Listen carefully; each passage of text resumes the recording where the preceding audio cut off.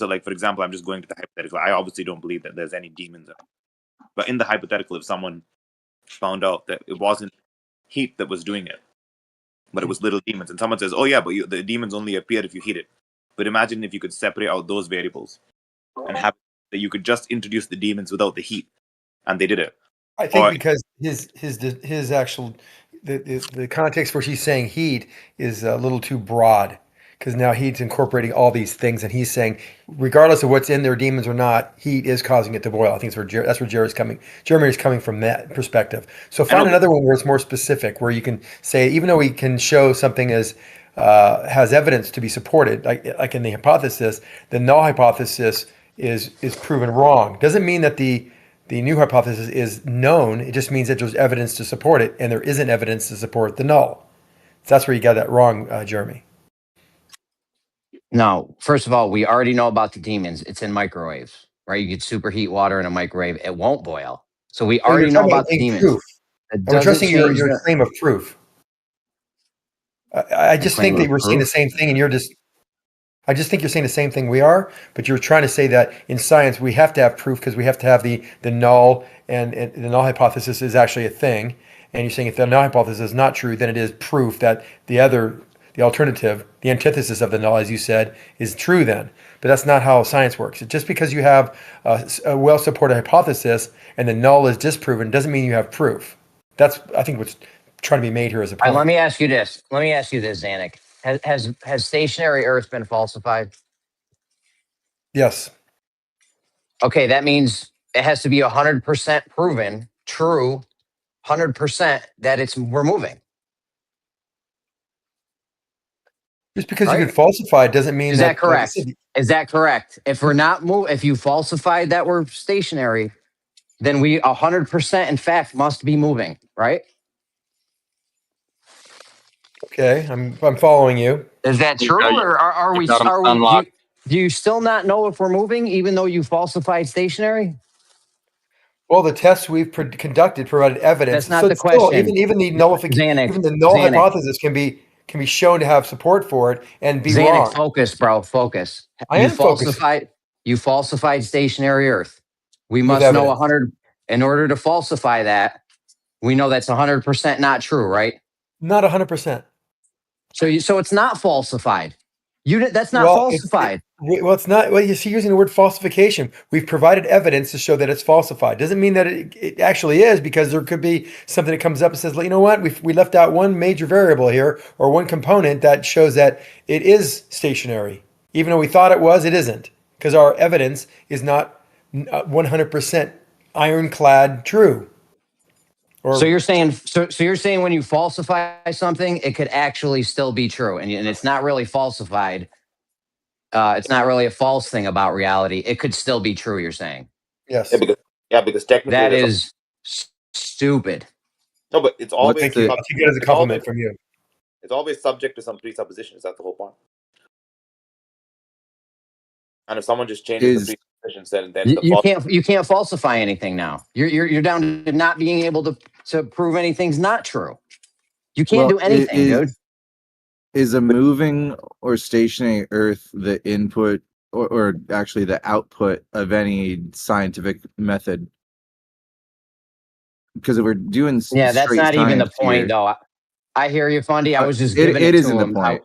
Right. I was just giving it to him, though, just to give it to him, just to show that if you're saying it's 100% not stationary, which now Zanuck's saying falsification is not 100%. So now they don't even know if they falsified it or not. It could be true. You could have falsified something and it's true now. You don't know. You never know. I know this is the not know science. I know. Yeah, I mean, they cop to that, but they don't always do it in other conversations. But no, some of them are. It's true. I think you should pick a different example to make your point, because that doesn't even follow your own standards. Maybe you could use one that does align with the, I know. I'm just playing within their paradigm. I'm just playing within their paradigm, though. You know what I'm saying? I'm giving it all to them. The key thing about science, paradigms, and that confuses me just a little bit. But you do you, man. I won't get in the way anymore. The key thing about science, though, steal man and show problems within their thing. Go ahead, Colt. Science doesn't prove, science disproves. Science doesn't set out to prove something. What science Okay, what do you does mean is by you, disprove? okay. If you're trying to figure out something, what you do is you take it and you whittle away Hold on. everything that's not true. Let me explain it real Cole, quick. You whittle away what is everything that's not true. And you keep whittling it away, and you keep whittling away all the things that's not true. As you do experiments, you learn, okay, this doesn't work, that doesn't work, this doesn't work, that doesn't work. You whittle away the untruths, and you keep trying to get closer and closer and closer to the truth. But that's another reason why they say it does not prove, because all you're doing is okay? you're constantly disproving. Okay, when you say disprove, what exactly does that mean? That means that that what you something you find out about something is not the cause of what the effect But it is. could, but according to what Xanax My said, bad it way to could put it. still be, according to what Xanax said, it could still be the cause. You don't know after. Yeah, you both you Man. guys, you and Zanuck have totally different standards, because Zanuck is saying it's always probabilistic, which I would agree in the. But then if you're saying that you can disprove things, then you're falling into Jeremy's point, which is, well, you're still making 100% statement if you're saying that something is not true, whether you use the word prove or not prove, you're still making a statement about something being 100% not true or 100% true. So Hey, Well, Cole. Cole, let me respond to the last thing you said there.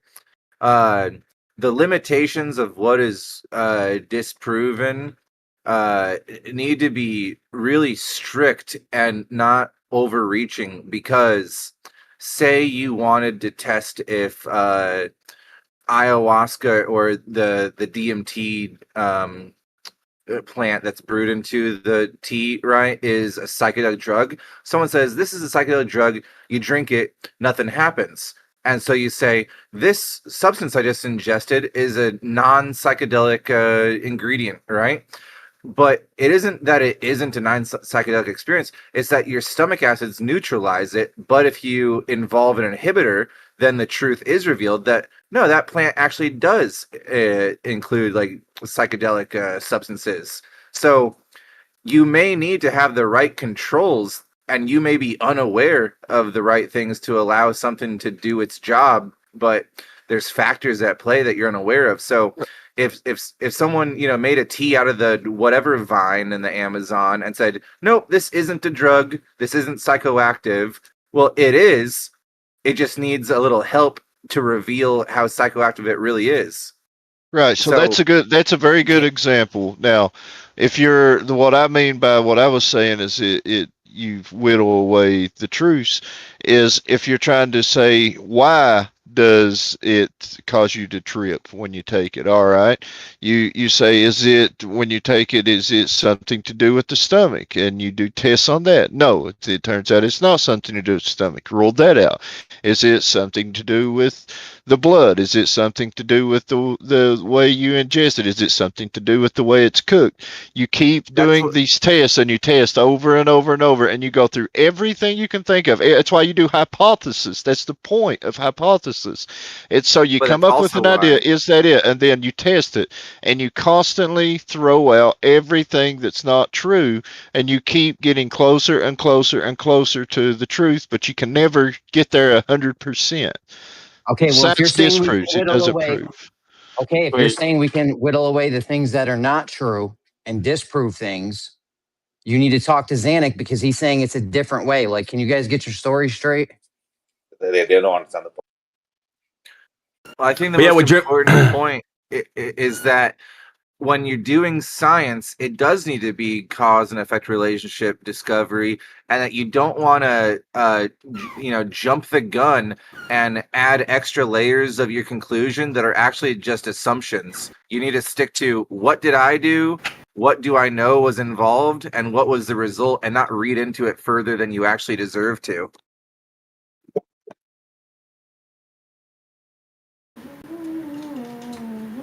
well, that was my point that Jeremy was making, was with specific conditions, and then these guys say, well, if the conditions change, it's like, well, that's not what we're saying. Well, You guys, when you you guys, when you guys when are you do missing. science, you don't set out to prove something to begin with, because that introduces biases. If you got a bias and you're thinking, okay, I think that this is the cause of this, and then you do something and you say, "Ha, that was the cause of it." That's not what you do. You set out to figure out what like What is not the causing reason it? the reason that you do it the Are other you, way and you disprove you don't prove is because it removes a lot of biases from the equation. That's the whole so point of so it. so you're You know what? telling me when you go out and you see a phenomena, you're going out and be like, okay, let's see what is not causing this issue. Is that what you go sit out to do? Dude, you guys are completely glossing over Jeremy's point. It's absolutely crazy, man. This is No, insane. Elbow's right, dude. That's Elbow. Say that again, dude. I think they didn't hear you. Yeah, but you have to use logic No, though. You don't He's right. You don't falsify things you haven't. Why would you start falsifying things that have never even been verified? I just said you have to use like the logic. rotation of the Earth. Bro, we don't wanna figure out- wouldn't look oh, at the real quick. color of pigs to find Hold out the on, Cole. rotation of the Earth. That makes me- that's hold on. illogical. Hold on, real quick. You don't want to find out what doesn't cause the water to boil, right? Because we want to make steam engines and we want to have clean drinking water and all kinds of stuff. You want to go out there and figure out what causes the water to boil. That's what you go out to do. You don't go out to falsify things. It doesn't. No. You don't want to. You don't want to find out rocks don't make the water boil, sticks don't make the water boil, grass doesn't make the water. That's all worthless. illogical. That's what I said. That's illogical. But you're you just- do yeah, go you're out to disprove. You do go out to disprove, not to prove. Science disproves. You get rid of everything No, that incorrect. doesn't show, and you whittle it down till you get to the answer. So you're gonna go When out Jeremy's there abandoned. and look at water boil, and I'm gonna go. Let me try to disprove what's not causing this water to boil. What's causing? That's not what you do, bro. Yes, it is what you do. You can't. The thing is, even if you wanted to, you can't. You don't have the capacity to, bro. If it's unfalsifiable, a lot of these claims that you guys make are unfalsifiable. Even if you wanted to try to falsify, we can't. Well, I Because disagree it's with what fallacy. a lot you guys, was said right It's there. always fine tuning. See, You know, it's always you're making my point for me it's more again, Lon. precise with time. Dude, I don't have any algorithm in front of me, dude. I'm going off the dome, dude. But I'm just saying that with time, you guys say the numbers get better. So it's a moving target. How do you falsify a moving target, Cole? Go ahead. Bro, like, even Jeremy Off the dome, Freestyle Friday. Because when you go out there, I'm gonna hop in. When you go My out idea. there, Good. sorry, Fundy. Go ahead. No, you first, man. Yeah, Cole. When you go out there and you see a phenomena, you try to figure out what is causing the phenomena, and then if that's not causing the phenomena, then you disprove that that's not the cause of the phenomena. All right. I like to be a little more specific than that. Fundamental aspect of the scientific method, the idea that science disproves, not proves, is a fundamental aspect of the scientific method. It emphasizes that scientific theories are tested against evidence, and only those that can be falsified are considered valid. This approach is rooted in Karl Popper's concept of falsifiability. Fundamental aspect of the scientific method. And Karl You Popper's shut up. Hey, don't tell me to falsifiability. shut up. Guys, Prick. don't do that, guys. Shout out. Can I get in guys, there? Shut up. Please, Well, guys, stop. I said shout Stop. out. If you thought I said that. Yeah, he said, I thought shut you up. told me to shut up. Somebody said, No, okay, shut well, up to Karl Popper. I thought you was just flat out telling me to telling him. shut up. No, he didn't tell you to shut up. Now, in Okay, Karl all right, Popper's well, my thing. apology. Okay, Go well, ahead, in Jeremy. Karl Popper is inadvertently proving things. Okay, you have to prove that there's another color swan other than white. You have to prove that, otherwise you don't do the thing that you set out to do. It has to be provable. Okay, Yes. and secondly, you do not find. We don't care what doesn't cause the water to boil. You set out when you do this. Your goal is to try to figure out what does cause the water to boil, not what doesn't. You're not trying to falsify anything. You're trying to figure out what does cause it. What is the cause? Your end goal is to figure it out, but the method to get there is to rule out everything that doesn't get you there. How do we falsify dark matter, dude? How do we falsify dark energy, dark matter? Just read it to you. Can I get in just real fast? Okay, so you're missing the point though, because go ahead. I'm next. Yeah, the first thing you do is make an observation, right? Then you do a little research, and then you make an educated guess, right? The educated guess is what's causing this phenomenon. Then when you do like 50, 100, 150 experiments, Then you pass it on to your friend, right? And some people say this is not part of the method. I think it is. You pass it on to your friend and say, prove me wrong. And when he can't prove you wrong, what does he do? It's one of those things to where it's falsifiable, but you can't falsify. He waits and sees. And you know how he tries to prove it wrong? If somebody says, okay, I've proven that water boils from heat, just use this example. Somebody else says, okay, we're going to do peer review. They're going to say, all right, what if we think it's not heat? What if we think it's this? They test it. Oh, it's not that. Somebody else says, okay, well, what if it's this? Let's try that. Oh, it's not that. Somebody else says, well, what if it's this? Let's try that. And they do it over and over and over until, and every time they do it and they show that it's not it, then it raises, it's the fundamental aspect of the scientific method. I just read it to you. And every time you do it, it raises the degree of collective experience. Okay, it raises your Fundy, degree of likelihood. That's what I was trying to say. Okay, I hear you, but hold on. Yeah, hold on a second. Showing that rocks doesn't cause water to boil doesn't have anything to do with heat that does cause water to boil. That is not even related in the any way. Jeremy, did you not hear what I said a while ago? You use logic. You know rocks don't cause it to boil. You still have to use logic. But if you heat the rocks up and then put the rocks in, then the rocks cause the water to boil. Well, that's why. Okay, let me just start from the fundamentals here. In my opinion, the naturally observed phenomena is simply inspiration. Then the rest of the scientific method is defined by testing a hypothesis. Now, what is a hypothesis that you're going to test? The hypothesis is your claim of what you're about to do, saying, I think that if I do this under these conditions, and you list all of the known conditions you're operating under, that if I do this as my influence, and I acknowledge all the conditions I'm going to do my operation under, I believe this will be my result. So then you test your claim, your hypothesis, and you say, I'm about to do it. You go ahead and do it, and that's called the experiment. Doing what you said you're going to do under the conditions you described that you try to control, and see if what happens is what you think will happen, or if it doesn't happen.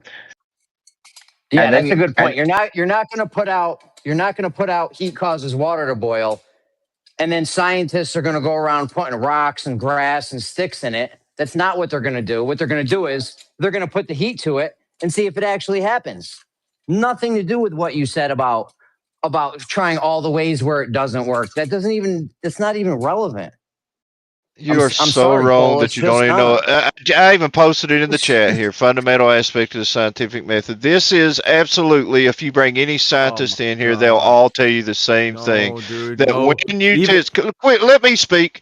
That when you when you go to do a test, when you come up with a hypothesis and you test it, if it's wrong, okay, you ruled that out. You come up with another hypothesis, you test it. If it's wrong, you ruled that out. If it's correct, then all right, let's see what made it correct, and you start doing it all over again. And you keep whittling it down. Okay, this didn't work. Okay, that didn't work. Okay, bang, here's a correct one. Now let's see what made that correct. Okay, this didn't work. That didn't work. You're rolling out anything that's incorrect. You realize anybody can be a scientist, right? To find the truth. You keep saying, let's bring scientists in here. You realize that anybody can be a scientist? Of science. Okay, Fresh. I posted it in the chat for you. Fresh, if you don't believe it. Cole. But again, you're trying to go and try and see if the cause that you think is causing the effect is the reason for it. Not going to see if the cause is not the reason that it's not doing it for. You're trying to figure out if the cause is the reason why you see this effect. And then if it's not, I wouldn't even put it that way. I'm done. I'm talking to a bunch of non-scientists. I'm not done. I don't want to listen. It's an if-else statement, bro. So in other words, if this is true, then bam, that's the answer. Else, no, it's not true. You got to look for new thing. You just prove that that's not the cause. Yes, right. You Ra- disproved it. You throw that out, you Yes, try now it you're trying again. to figure Right. out if it Bam, is you the cause. disprove the next one. You throw that out. When you do find it, though, you keep going. Okay, what causes that? What's the truth? Why do you think that they build particle accelerators? Because they wanted to keep going to see how far they could push things and see what's true and what's not true. But to find the truth, you have to throw out the untruth. No, first you So how do try to you? find the You have you to try to find discover you're what's trying to not true find to the discover the cause. truth. Bro, then you're gonna spend a million years finding every non-true. No, because Yes, you're gonna you don't do try. stupid stuff. You like it Well, said how in are you that gonna thing I know if it's read. stupid or not? Because You you're trying to figure out if it's not true. Everything that is in the book, you're gonna throw at it. You try to figure out You the cause. You that's try to what figure out people the have to do cause. You try to sometimes. figure out. Stop talking over me. You try to figure out the cause to then say, okay, that is not what I thought it was. Let's try something else. And, you know, I all think you have to do is I look this up. It's real basic. You all have computers. I think I had I think I had a breakthrough epiphany here just now. I want to take a hard stance against science being a method of testing for cause and effect scenarios, and actually be the method of investigating correlated action and results. Correlation Because is not causation, dude. yeah, yeah, that I mean, you think I don't know that? I'm specifically opposing them against each other in what I'm saying, and yeah, just to restate it, I think that science isn't actually the study of cause and effect relationships. I think science is the actual physical playing out of getting consistent and reliable correlated results to planned actions. It's an action result study, not a effect and cause study. It's really a correlation study of actions to the results you get, and then making assumptive conclusions about them that hold up until someone shows you that there's another factor that you didn't factor in your understanding of it later on, if it ever gets to that level. And it's very simple. In order to disprove something, you have to inadvertently prove other things.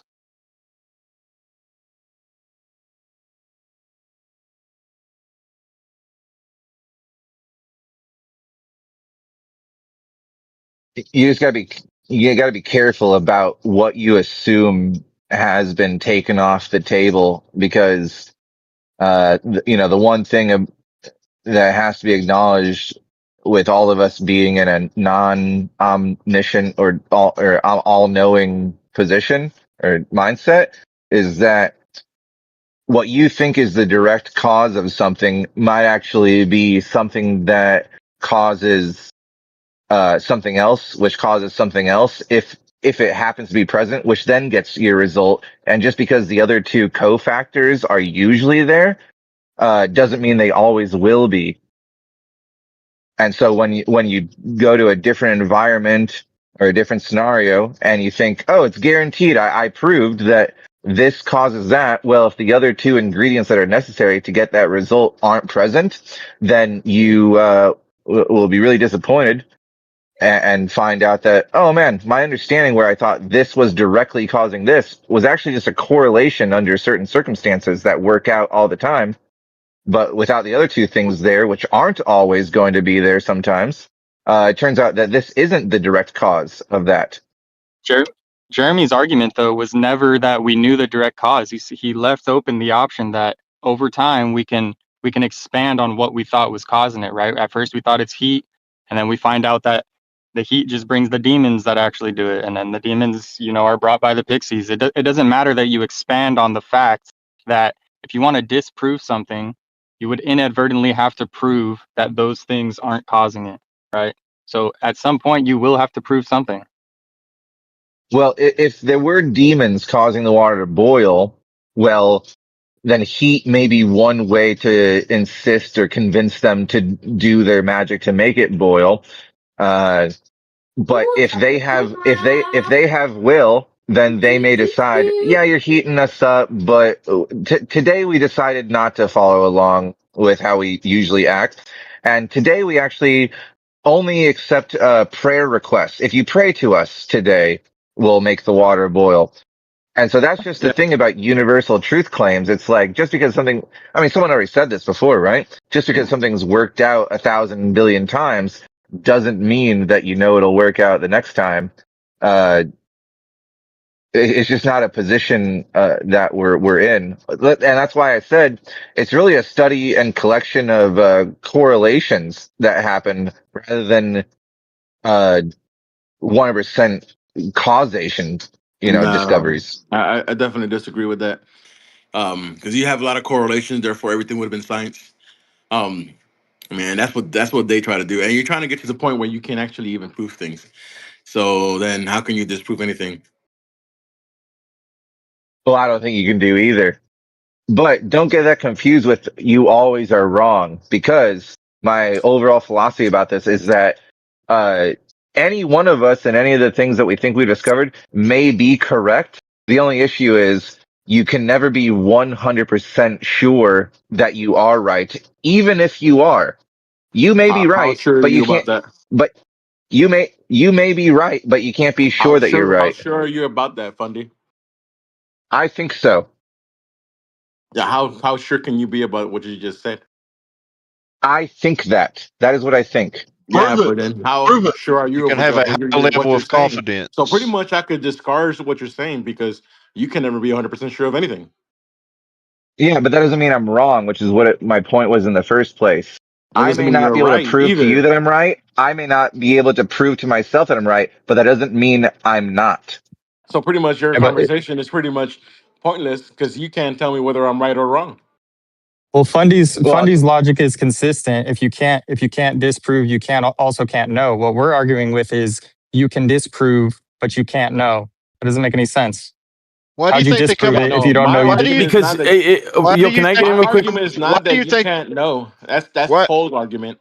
My Why do you argument is think that they? you Yo, can't. yo, Hold I'm just on. gonna talk, man, Hold because on, this line. is. Hold on, If I line. don't get in Oh here, my dude, God, man. I'm just not gonna Why do get you in. think Nobody's they gonna come let Dude, me in, up with dude. the? bro, man, Why what's do you think up, they come up with man? the You I idea don't of heard know, dude. Sigma? I bro. asked for a chance to get Jesus in. I've been trying to Yeah, get Christ, you in, did but dude, man. after I Fundy started went. trying to talk. Oh I'm my just gonna God, have to talk bro. because nobody's gonna let me Yeah, it talk, doesn't dude. matter, man. You just can't just All butt right, here we yourself go. in, bro. You Well, can that's wait why I'm until we asking finish, for a man. mod, and Well, nobody's hold on. modding me. Doesn't mean, bro, you can continue, bro. Yeah, Elbow, you Yeah, already talked. Now somebody yeah, else I gets to don't care, talk, but I right? was So why are addressing you the point that talking it was again? being addressed to me. First of all, Right? There's 5 people what? talking, dude. Oh, this it was addressed to me, wasn't it? Oh, it's a 1-on-1. No, it wasn't a one-on-one, but it was All right, cool. addressed So let me to me. get in. All right, so yo, this is the thing, right? What is the point of falsifying something? It would be redundant to falsify something that hasn't been verified, right? So even the premise, right, that all swans are white, that's a faulty premise. It's an unverified premise, right? It's actually an invalid argument, fallacious argument. Why are we going to now go out of our way redundantly to then falsify a fallacious argument? You see? Go ahead. Okay, why do you think we come up with the term sigma, like levels of sigma? That's because the best you can do is have high degrees of confidence. You have low degrees of confidence something is true, high degrees of confidence something is true.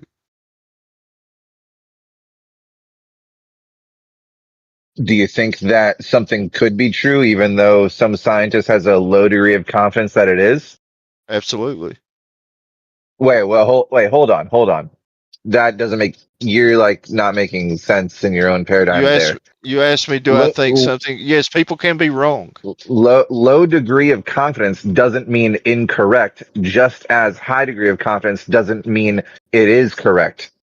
No, So but I asked you, just because some scientists have a low degree of confidence in something, does that make it incorrect? And your answer should be, no, it could be, even if they don't think it is. that was my answer.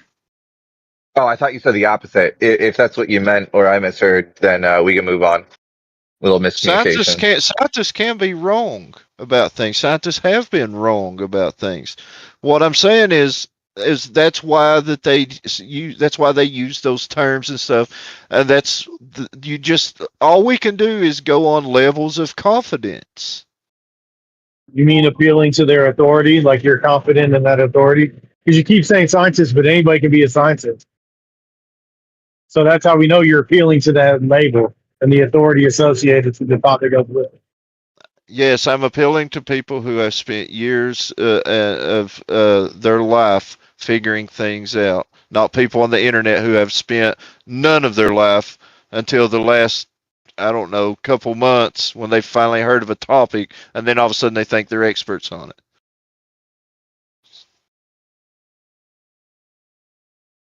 Isn't that what Globers do? The instant expert syndrome?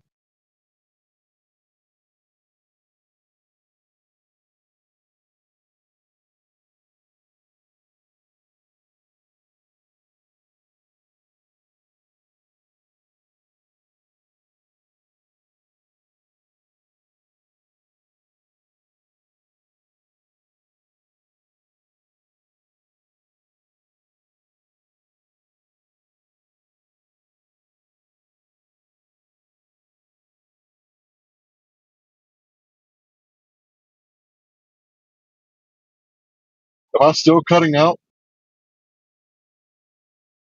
I hear you. Okay.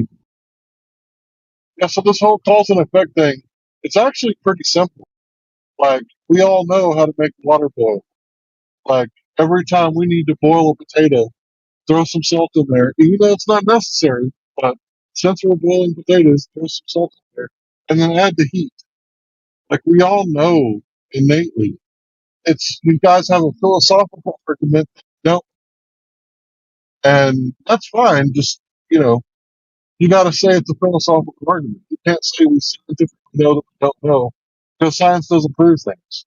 So all you people out there that think that science doesn't prove things, it's a philosophical argument that you're making, and you can't really convince people that you can't prove things because most of us know that you can prove things.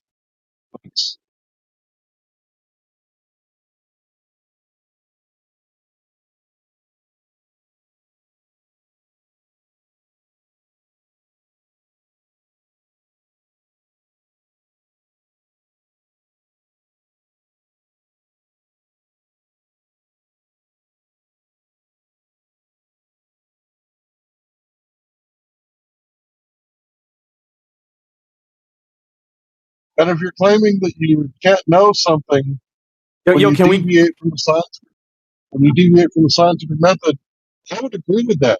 Like, yeah, of course you can't know anything if you don't control for variables. So I would totally agree with that 100%. Can we talk about an example though? Like, how do they know? They make these claims about the distances of the stars or what's causing gravity. Is the Earth spinning? All these claims, just let's challenge one of these claims and isolate so we can actually have a productive conversation. Let's just bring up one of their claims, bro. Okay, when the airplane flies west, the object in the airplane weighs different from when you fly east. Therefore, it has to be that the Earth is spinning.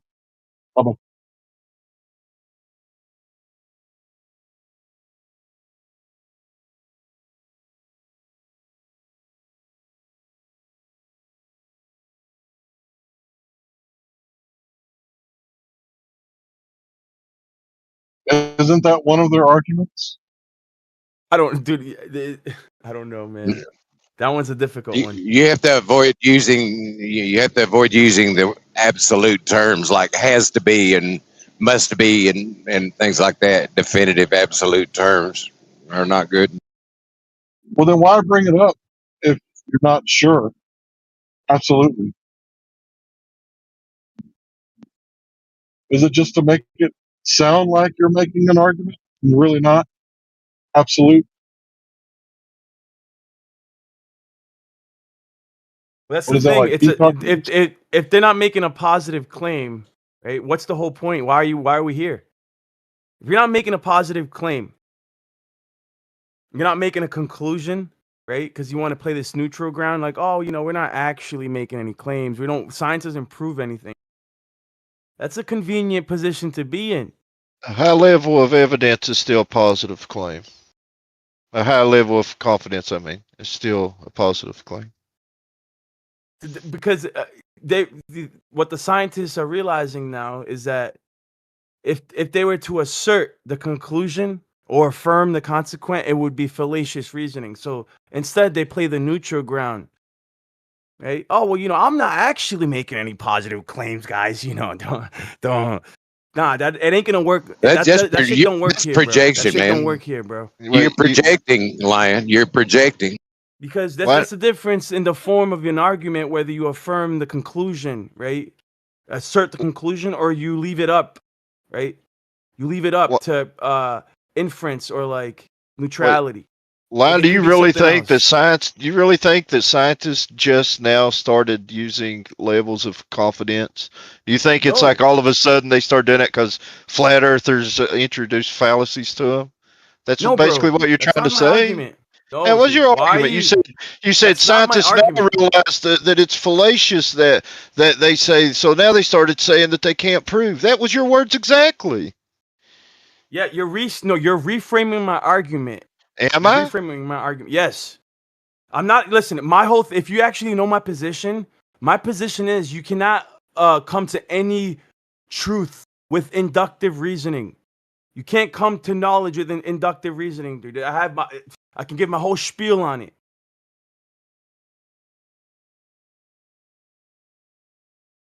It's only you only get degrees of certainty with inductive reasoning. It's probabilistic by nature. You only get degrees of certainty with With inductive inductive reasoning. reasoning, yes, sir. I believe the only way that you can actually achieve absolute truth and knowledge is deductively, with deductive reason. Well, how do you Doesn't know that deductive what you think is true is absolutely true? How do you know? See, well, this is the thing. I would have to. We Well, would what be here all is- night debating this stuff, dude. deduction leads to belief, though, doesn't it, Line? Like you have to establish that on a belief. well, it says that you got to be careful in deductive reasoning because you could be wrong. Yeah, it's complicated, guys. But deductive reasoning. Go ahead. Can't Every shine again.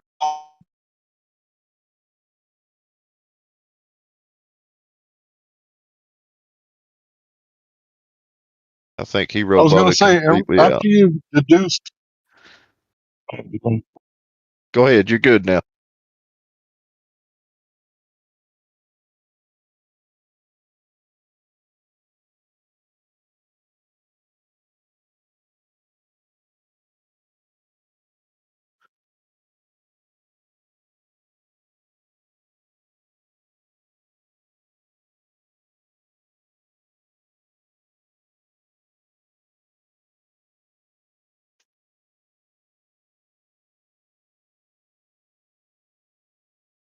I don't know if anybody here listens to Greg Bonson, but yeah, Greg Bonson has a few videos talking about inductive reasoning. And it goes back, and I know that Cole was talking about Popper earlier. Oh, well, Popper said this and Popper said that. Bro, his idea on falsifiability has been overruled. Like it's already been it's obsolete, dude. No, Even it's even not. science, yeah, even science is starting to realize its limits and it's how flawed there's a falsifiability trap. Yeah, show us your proof for Look that. up Hume's problem of induction, dude. And habitual observations. I already brought it up earlier, dude. But this philosophy, science evolved over time, dude. You should see the progression of science, like the scientific method, right? Originally, from like you had Francis Bacon, you had Locke, and then you had like the development with Kant and Van Til, and then Bonson now in the most recent 1900s. Look up Hume's problem of induction, dude. And then you'll understand why Popper falsifiability has its limits.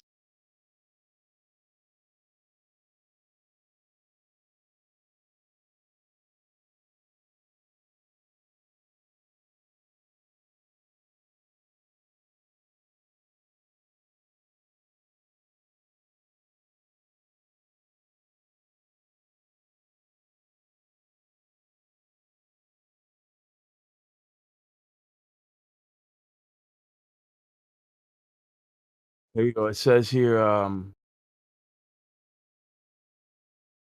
falsification in Popper's idea, not the whole story. Karl Popper thought you can never prove a theory true. You can only prove it false. This worked well for some sciences, but eventually people realized not all scientific theories are easily falsifiable. String theory, dark matter, evolutionary genetics, climate modeling, geology, etc. Most scientific theories rely on whole networks of assumptions. If an experiment contradicts theory, you don't immediately know what is wrong. Is it the theory, the instrument, the assumptions, the interpretation, the environmental conditions? This is called Duhem's Quine problem. So falsification is too simplistic to be the sole method of science.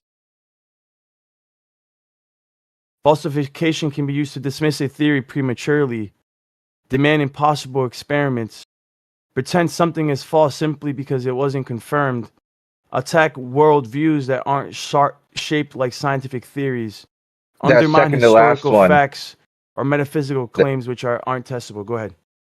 that second to last one. Would you mind repeating it? How he put it? Assume something is false because of bad result, or what? Could you read that again? That's my main focus. Pretend something is false simply because it wasn't confirmed. Exactly. That is the one that I think needs to be focused on the most among us. Pretend something is false just because the results didn't show that it seemed to be true. So something can get results seem to be debunked, but actually isn't. Huh? Can you guys think about that? That your assumption about what caused this phenomena, the cause and effect, was true, but you didn't get the results you're expecting because there was probably some sort of factor involved that you were unaware of. And if you could control for that factor, your independent variable allowed to cause the real quick. dependent variable would actually happen if it weren't for something that you were overlooking in your experiment. My bad. Yo, right here. It says it. Falsification. This is what I've been saying. Falsification cannot falsify an unverified or unverifiable premise. Right? And this is what Bonson and Van Til had to say about falsification. The axioms that make science possible cannot themselves be falsified. Logic, mathematics, morality, metaphysics, history, theology, abstract reasoning, identity, consciousness, qualia, the laws of logic themselves. If you try to apply falsification to these categories, you get nonsense. So falsification is limited. And that's Bonson and Van Til. That's another direction. That's a whole another. I also appreciate that. Not what I was saying, but I do agree with that. There was some rant I heard Gregory. We all know Gregory. He came in here one day and he said like, this field of whatever can't apply its own standards to itself. This other field of study can't apply its own standard to itself. I don't know if you guys know what I'm picking up, what I'm putting down here. I can't. I don't have the memory to list out the specific examples, but like empirical research isn't empirically reasonable, or I wish I could quote what he exactly said, but that's just like the cross to bear of like any field of research that applied to itself, it can't verify itself. Like just as like the tip of your finger, there's only one thing the tip of your finger, your pointer fingertip can't touch, and it's the tip of its own finger. You know what I mean? There's only one thing your eye can't see, and it's itself. There's only one thing your hand can't hold. You know, all that sort of thing. And that holds true to every sort of different type of investigation technique. The only thing it can't investigate is itself.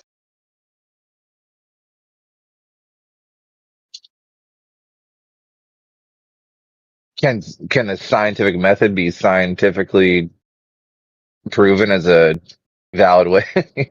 I'm just saying. No, It's actually, can the scientific method be falsified?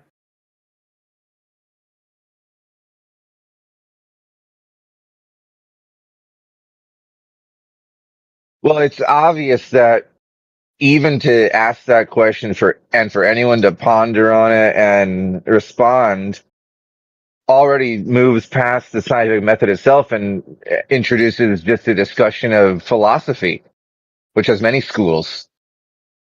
So yeah, it's just one of those things where it seems like philosophy or perhaps uh, faith in some higher power is just the next very humanistic sort of approach to dealing with these kind of conversations. Because we all know at the underlying all science is faith-based assumptions, as hard of a pill that is to swallow, you know?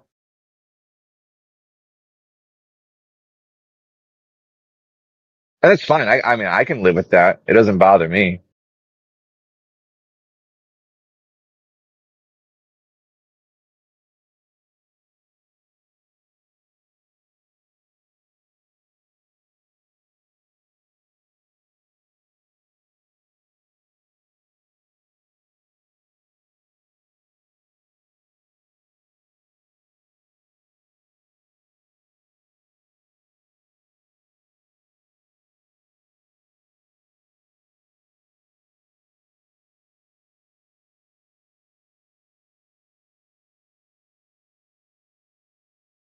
So my question is, if you think you're right, and you may be, how do you know that you're right?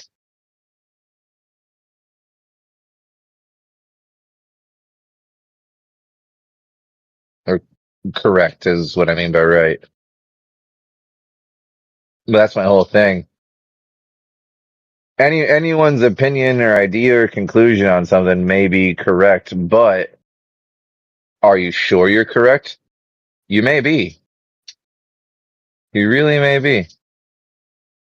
I'm not taking that away from anyone. You may be right. Whatever you say to me, expressing your opinion on something or understands it, you may be right. But are you sure that you're correct?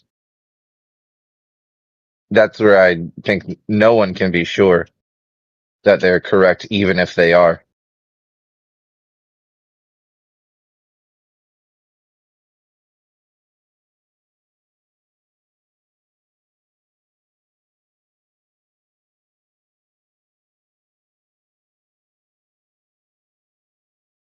In 5 years, They 10 don't years. plan it like that. Well, how many thousands of years have to pass before any evidence that higher technology like we have now is no longer seen, well, able to be found? It's all rusted away. I mean, if you could imagine people lived 10,000 years ago, 20,000 years ago, and had computers and stuff. After that amount of time, would we be able to find anything that would point to that, or would it all be like completely gone and there would be no evidence of it? There's the pyramids. Yeah, but I mean, they're stone. I'm talking about like people had computers and stuff. It would rust away. I think eventually you would have no trace left of it. You ever see the program Life After Humans? Yeah, I've seen it. I know it's talking about on Discovery Channel or something years ago. Does fungus eat everything? I think 10,000. Like I think 10,000. it was 10,000, I believe, if I remember correctly. I mean, even us doing mountaintop removal and cutting roads through mountains like we do in West Virginia and Kentucky to put interstates through and stuff, even that would be hard to say was done by humans after that given amount of time. It would all be eroded back, and it would look like just big valleys and stuff. Or in my mind, I would think so anyway.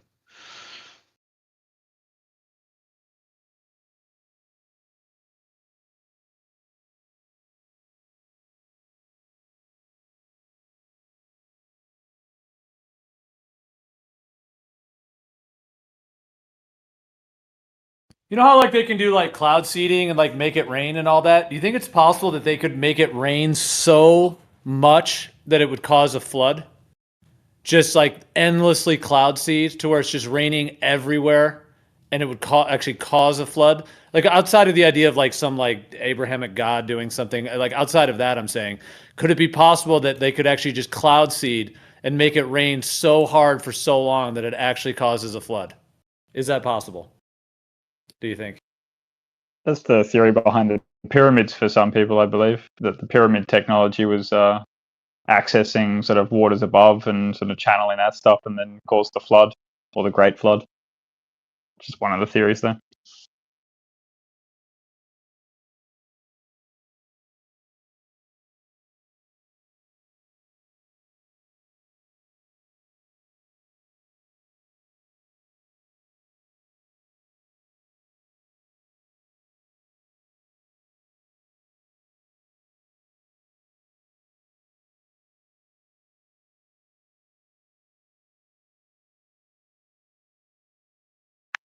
Well, there is evidence that civilizations have disappeared. I can, at least 3 of them, I can show you stones. And they all buried their pyramid technology. The pyramid's one of them, yeah, the melty rock. But there's even one before that. There's even one under that and one above it. You can see it in South America. I showed the stones many times, right? Like as the stones go down, they're better. Like they look better. And as they go up, and you see when it gets to the Incas, they're like literally just boulders stuck together, like primitive. And when the Incas were asked, when the Spanish found them and they asked them, how'd you build this? They said, we didn't build this. We found it like that. So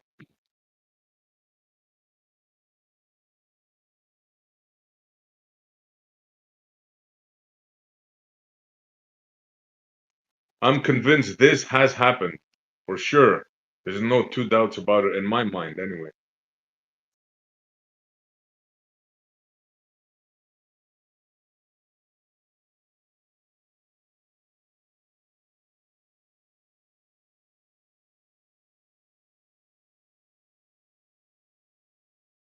Yeah, but has it happened because of like what we're told in a lot of the mainstream, you know, oh, there was just famine? I mean, that doesn't make sense to me. The earth is bountiful, full of food. Why would you ever have famine?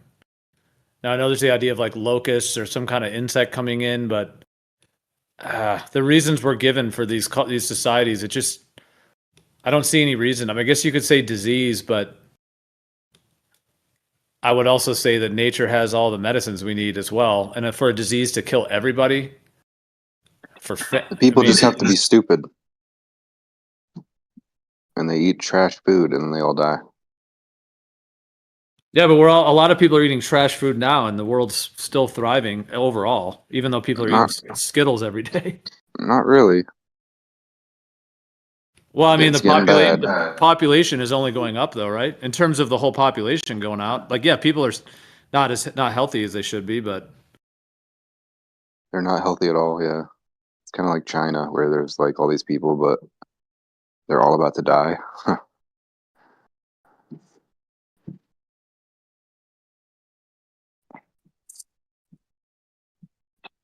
mean, there's essentially a famine going on right now. And people eat every day.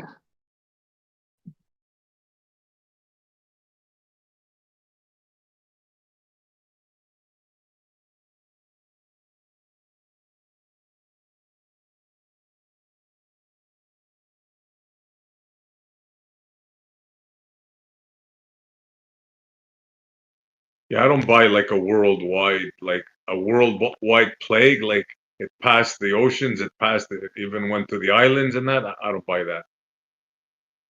Possible, but I don't buy it. Not a natural one. Now, a man-made one, chemical warfare or something like that, sure.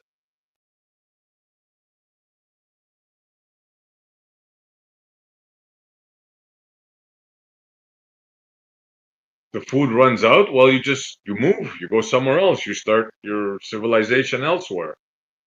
Locusts come in, eat all your food. I mean, it's not going to kill everybody. You go somewhere else. Yeah. That's what I'm saying. Like maybe some might think I'm being incredulous as to how societies could be wiped out by these, quote unquote natural ways, but it just seems hard for me to consider that. I mean, if you have some purposeful, like some poison or some chemtrail toxins or something like that, yeah, you could definitely kill people that way. Maybe even kill everyone. Like I said, if the controllers right now they all went underground and they just doused us with some crazy Agent Orange chemical or whatever, yeah, we'd probably all die. I mean, if they just doused all the skies and all the waterways and everything, I mean, that'd be crazy, but that is conceivable. That's what I'm saying. Like, are these wipeouts of different peoples, is it purposeful? Or was it done by some entities in the environment rather than, yeah, like I know the Abrahamic God idea, they're going to say that God opened up the heavens. I guess if one believes those things, that's kind of a little bit of a separate topic, but I'm just talking about,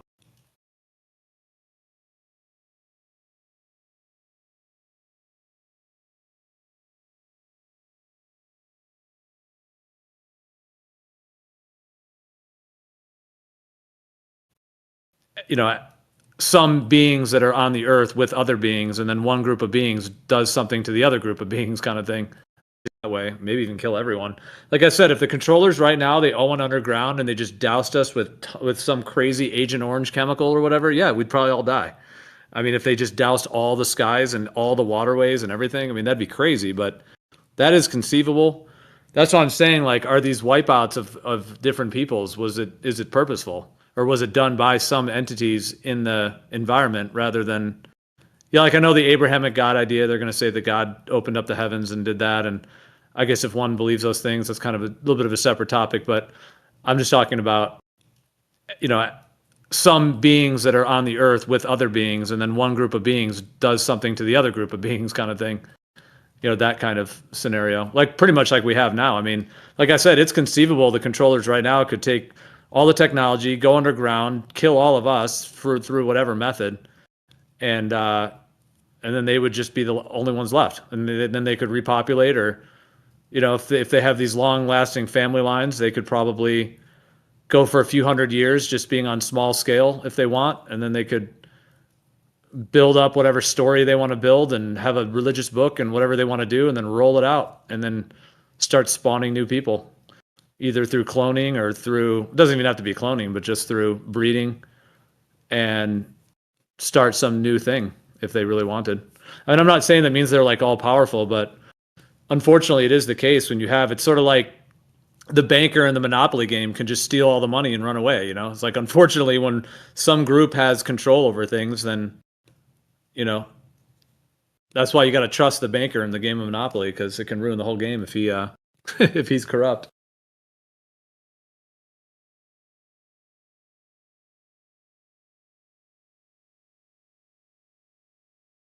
Well, something killed those people. So I mean, anybody's guess. But there's evidence all around the world of like stone building of the same type all around, literally all around the world. China, Australia, Egypt, North America, South America, definitely there.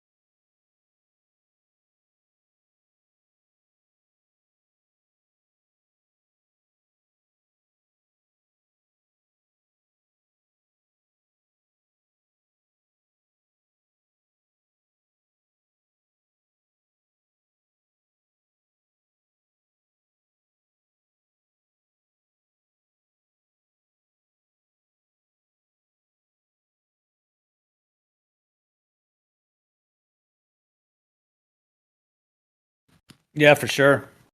Like you mentioned in the Inca, the stones, there's no doubt that there's these different types of stones that seem to be connected to different time periods. Like those ones that are like perfectly cut, and it's almost like It's almost like they're cemented together, but there's no cement. They just fit perfectly and they're like fused together. Versus these other, even like Machu Picchu itself has that. There's like the original stones of Machu Picchu that are much older and have a much more advanced way of being fit together. And then there's like all these like shoddy stones that were kind of added afterwards. And people think that was probably like the Spanish came in and just added a bunch to it, you know. And what the Spanish were doing were much shoddier. Like that was just like literally piling rocks and slopping them together. That's why Machu Picchu kind of looks like it's like a mixture of those two. It's got these like ancient stones that are really beautifully carved and have a refinement to them, and then this whole second set of stones that are all, you know, much lower quality and don't really have the same architectural. So it's like whoever took it or whoever did that second round of stones, the shoddier ones, they just came and added onto it, you know. So yeah, what happened to the first people or the first entities, whether they were even humans or not, but yeah, something had to happen to them to have those stones still be there, and they're gone. And the Roman Empire is the same thing. You have these base stones that are huge, and then you have all this architecture on top of it. But it's still impressive, but not as impressive.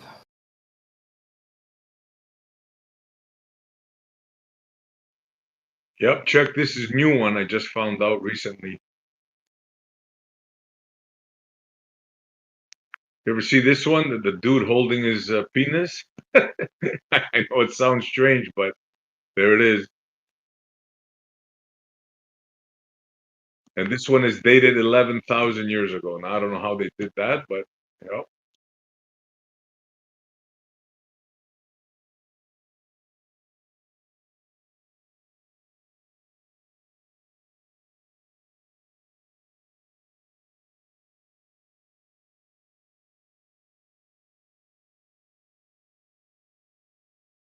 Like I said, stones, you can't hide. They're the last surviving things. You can't hide this. You can't redo this.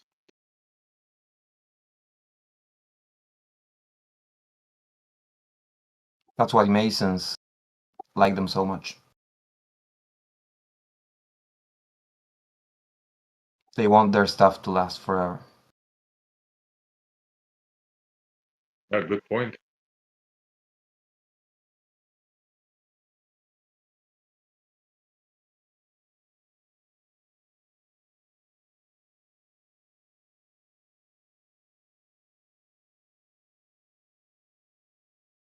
So this would be pre-Inca. This would be pre-Gobekli Tepe. Like this is really old. I think this is the oldest one I found so far.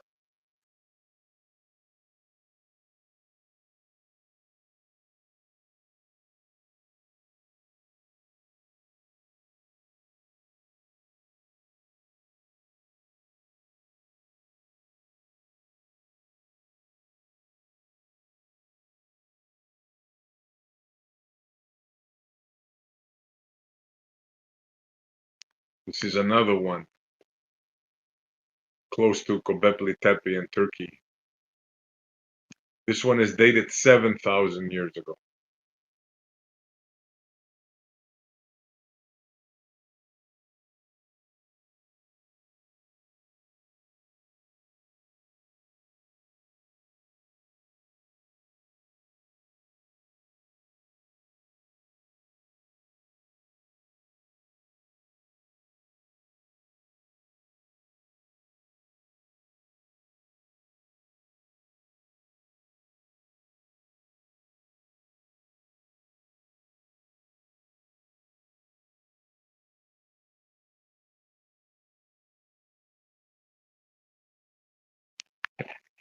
Here's a better one with the guy holding his wiener.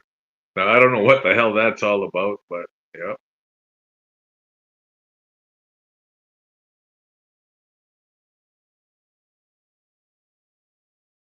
And you see like a lion or a panther or something right next to him.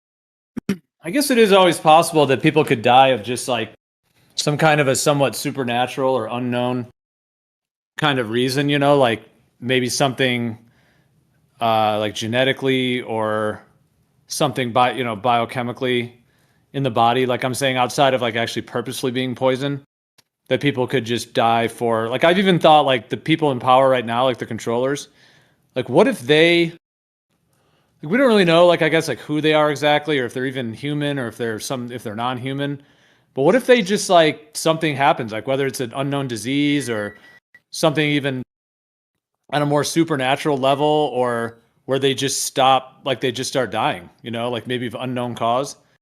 Now, I'm not wishing death on anyone or anything like that. I'm just saying like it is kind of interesting to think that that could be a factor too, either with these ancient civilizations that people could have just died and maybe they didn't know what it was, you know, like whether it was some known like bacteria or parasite or whether it was not even a thing they knew about, you know, people were just literally dying.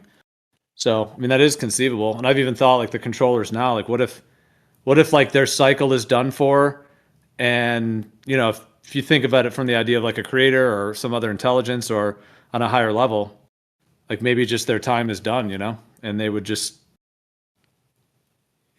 die basically on their own without anyone doing anything. I mean, again, I'm not wishing death on anyone. I'm just saying it is conceivable that either times in the past or even now that is possible. Like it's not outside of the realm.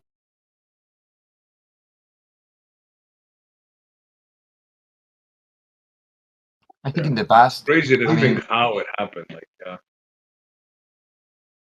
I think in the past, God has passed judgment to certain, when people become too, depraved or whatever, like Sodom and Gomorrah. I think there have been some instances of that, even after the deluge, the flood.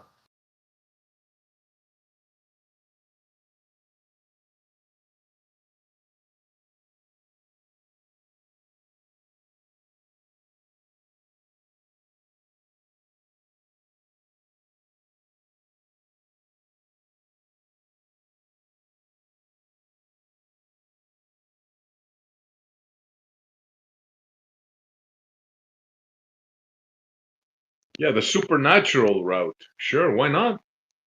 Why not? If you believe in a God of the Bible, that God could have done it. If you believe in like a creator, like I do, not necessarily from the Bible, some supernatural force could easily do it, right? The creation gets too smart, too technical. They're about to escape the cage, right? Boom, you you let them have it, right? That's not far fetched to me, anyways. I mean, you can go biblical or you can go scientific, like creation, whatever, supernatural, whatever created us, right? That's not out of the question. Or what's more likely, we achieve technology and we do it to ourselves. Like now, if nuclear bombs are real, we literally have the technology to kill ourselves. But we could also do it chemically, right? We can do it biologically. So yeah, all these things are not out of the question as far as I'm concerned.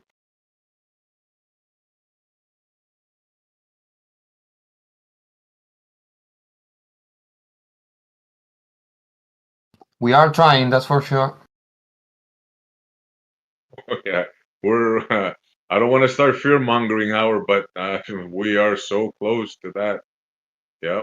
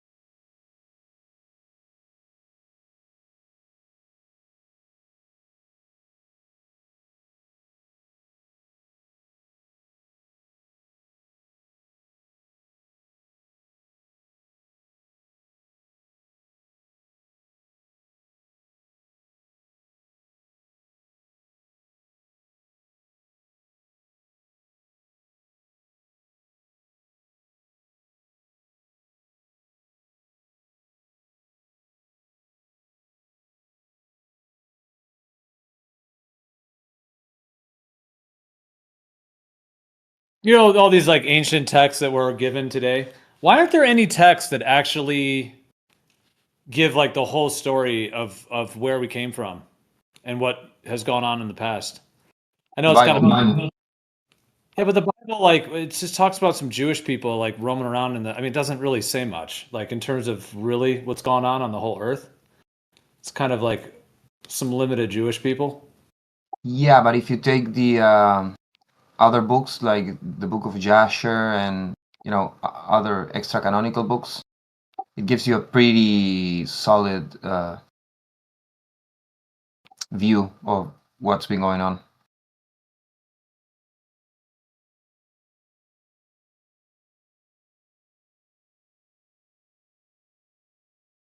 Well, how far back does that claim to go, though? From the beginning to the end.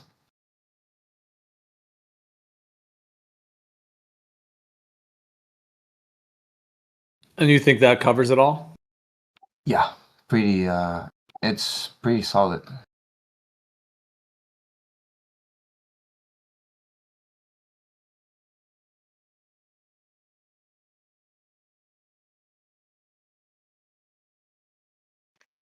Anyways, I gotta take off, guys. Good talk we had. Catch you later. Good night.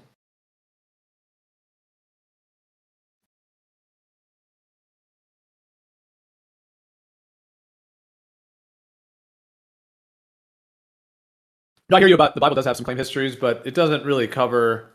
I mean, obviously, it doesn't cover everything that was going on all around the world. Now, I know that would be a tall order that there would have to be some ancient text that did give everything, you know.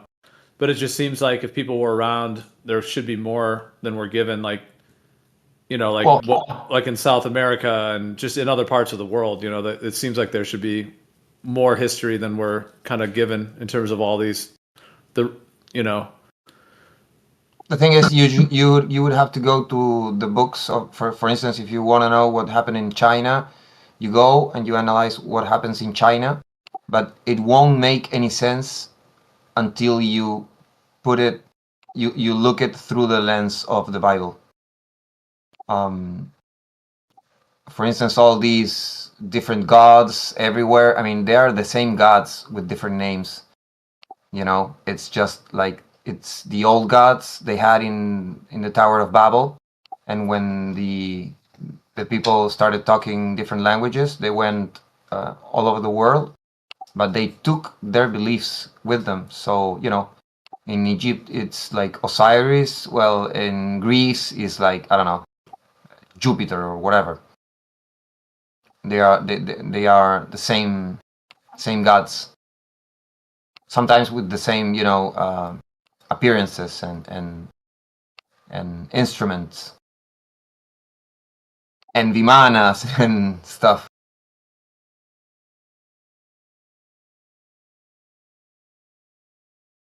And after that, I mean, you have like I would call lesser civilizations, like empires, like the Roman Empire and stuff like that. And in South America, I mean, it's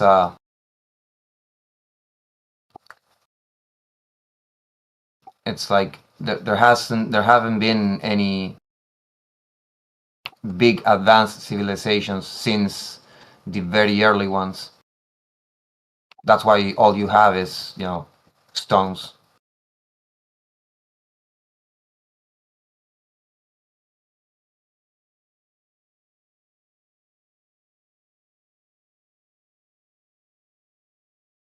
But it makes a lot of sense with the flat earth. Without the flat earth, it doesn't make any sense.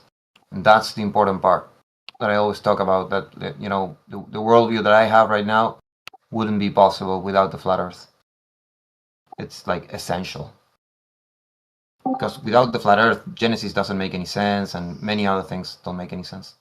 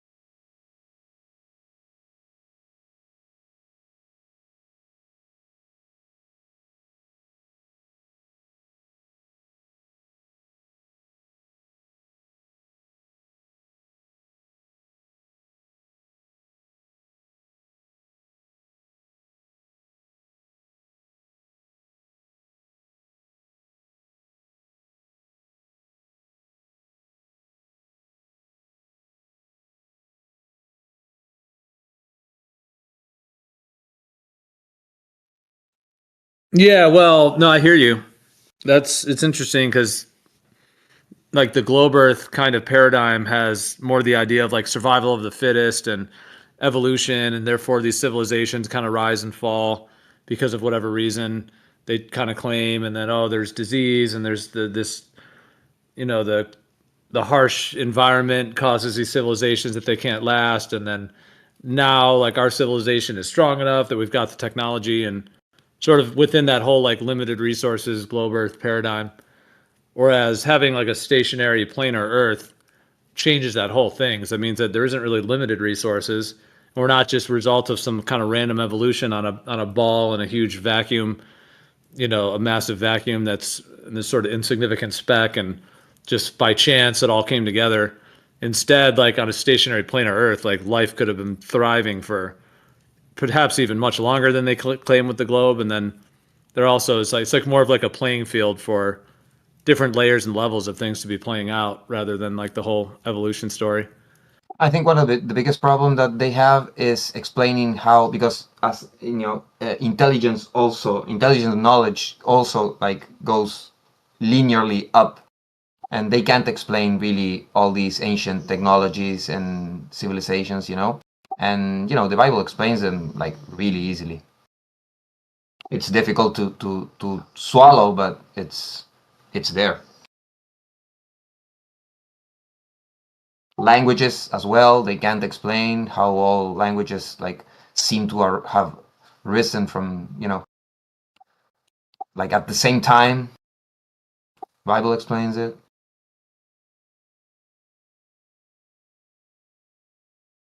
All the geological things that the flood explains that you don't have any explanation for in the globe. You have to summon millions of years and stuff like that. So it's many things.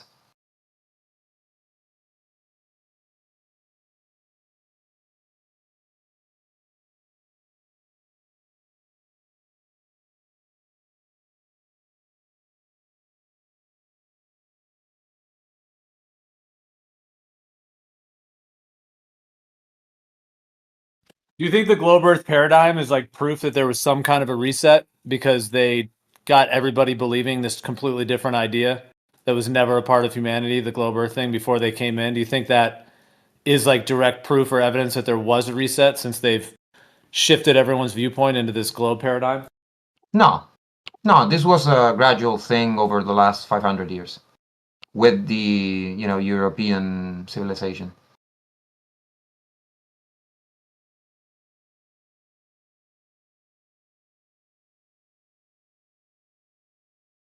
There might have been some ancient people who made calculations, and you have Eratosthenes and all that, but the big problems come after the 1400s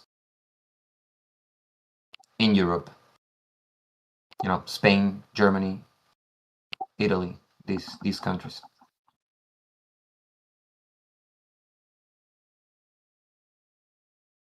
And I think for a long time it was gradual. It was something like secret knowledge. Only learned people had it. You didn't have like universities as we know in now. Big indoctrination institutions. So you had the layman, and the layman, I believe, up until the 1900s, would have thought that the Earth was flat if you didn't tell him. I don't think the shape of the Earth was in the curriculum,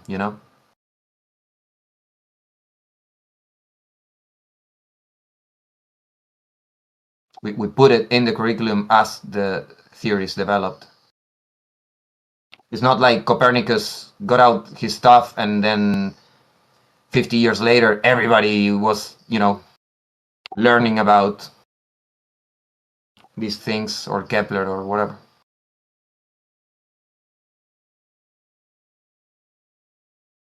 These were always things that people with money,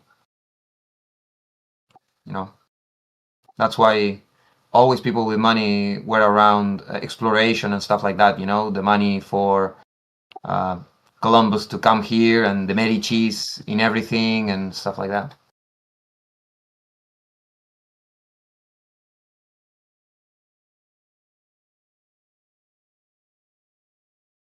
powerful families.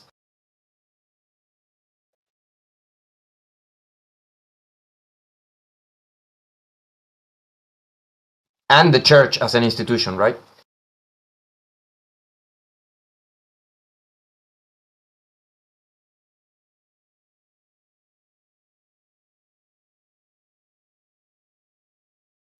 Yeah, I mean that's why I think the Bible's. A lot of people just take it as face value being true, but there's so much of the control system that's connected through the church and the biblical and just the whole Judeo-Christian kind of lineage of the world today.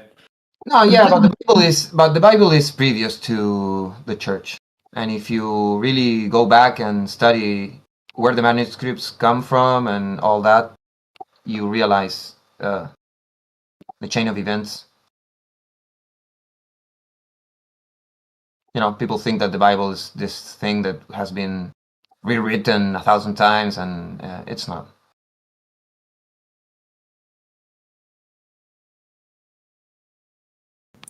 Well, technically, the Bible is like a creation of like the church somehow, because it wasn't called the Bible. It's, you know, the texts that make up the Bible, they're not called the Bible. So the texts, you know, predate the Bible, but the Bible is certainly a construction. Sure, but yeah, of course. And we have books outside the Bible that we can rely on. But the books that are inside the Bible, we can rely on as well. And we have the information of where they came from, and, you know, we can retrace the steps. That's just a compilation. I agree, but I was just clarifying that when you're speaking of the Bible, I would actually say that the church did create that. That compilation, you mean? Like those? Right. Yeah, the Bible itself. Not the text, but the Bible. Meaning like what parts are included, like what's included and what's not? Right. Yeah, they basically had say in what we get. And then they called it the Bible.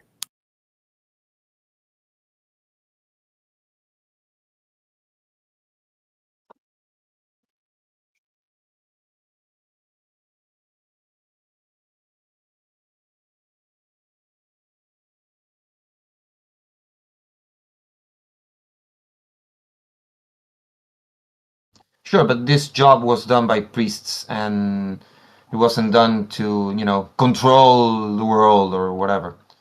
You know, it's just, okay, let's put this together. And Well, actually, it was, because, again, since certain texts were left out, it was put together as a form of control, because you're leaving certain things out. So you're essentially creating a specific narrative.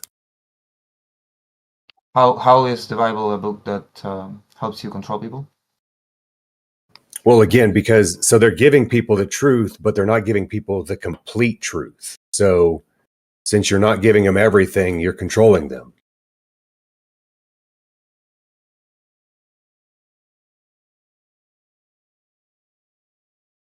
I would say you're giving them enough. Of course, you can go outside and look for things outside. As I was saying, you know, you have the book of Jasher, the book of Adam and Eve, and there's a lot of the book of Enoch. But yeah, so you would agree that there's books outside of the Bible that help to expand your understanding of where we live. Sure, of course. Right. Yeah. So when you didn't have those, you would say that your understanding of life was limited and you were under some form of control.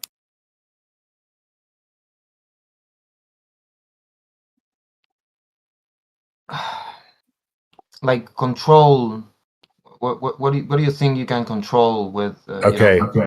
Yeah. So when you lack information, you make decisions based on that. So when you're making decisions without all the information, your decisions are controlled. So it's kind of like the Republican Democrat, right? So people don't really understand that it's all just the same team, right? They think they're making a real choice, and they're making a decision to go red or blue, right? Yeah. But they're not. It's all controlled. Of course. Yeah, so lack of information leads to the ability to control people. Of course, but the message of the Bible, the important message is there, you know, about Jesus, about salvation. And the Bible is big enough as it is. You realistically cannot put like everything they had. It's a lot. There's a lot more going around. But they did a pretty good job in. They did. No, go. I was going to say that the Jesus story, what you said, I don't get that from the Jesus story. Actually, what I get from the Jesus story is don't try to help anyone because they'll just kill you. What? Yeah, the moral of Jesus' story is don't try to help people because they will just try to kill you. Really? Is that what you had? Is that what they did?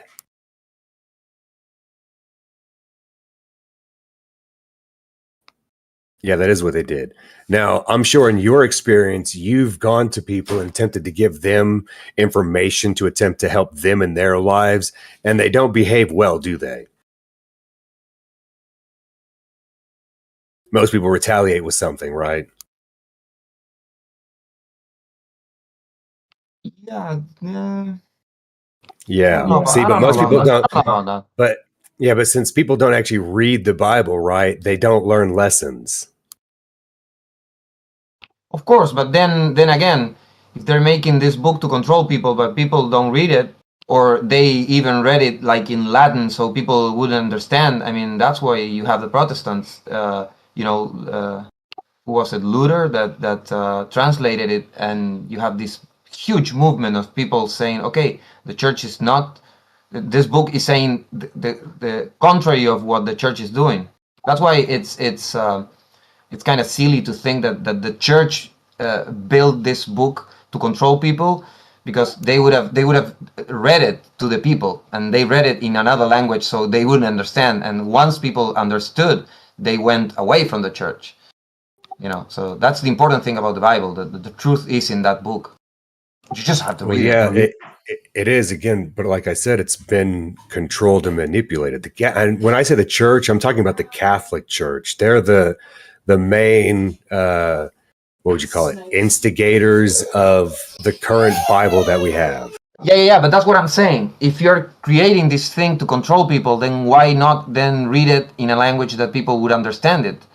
They read it in a language they wouldn't understand it, because, you know, Bible says God is like, lift a stone and God is there, and they have this big temple. So why would I go to this big temple when I can lift a rock and God is there?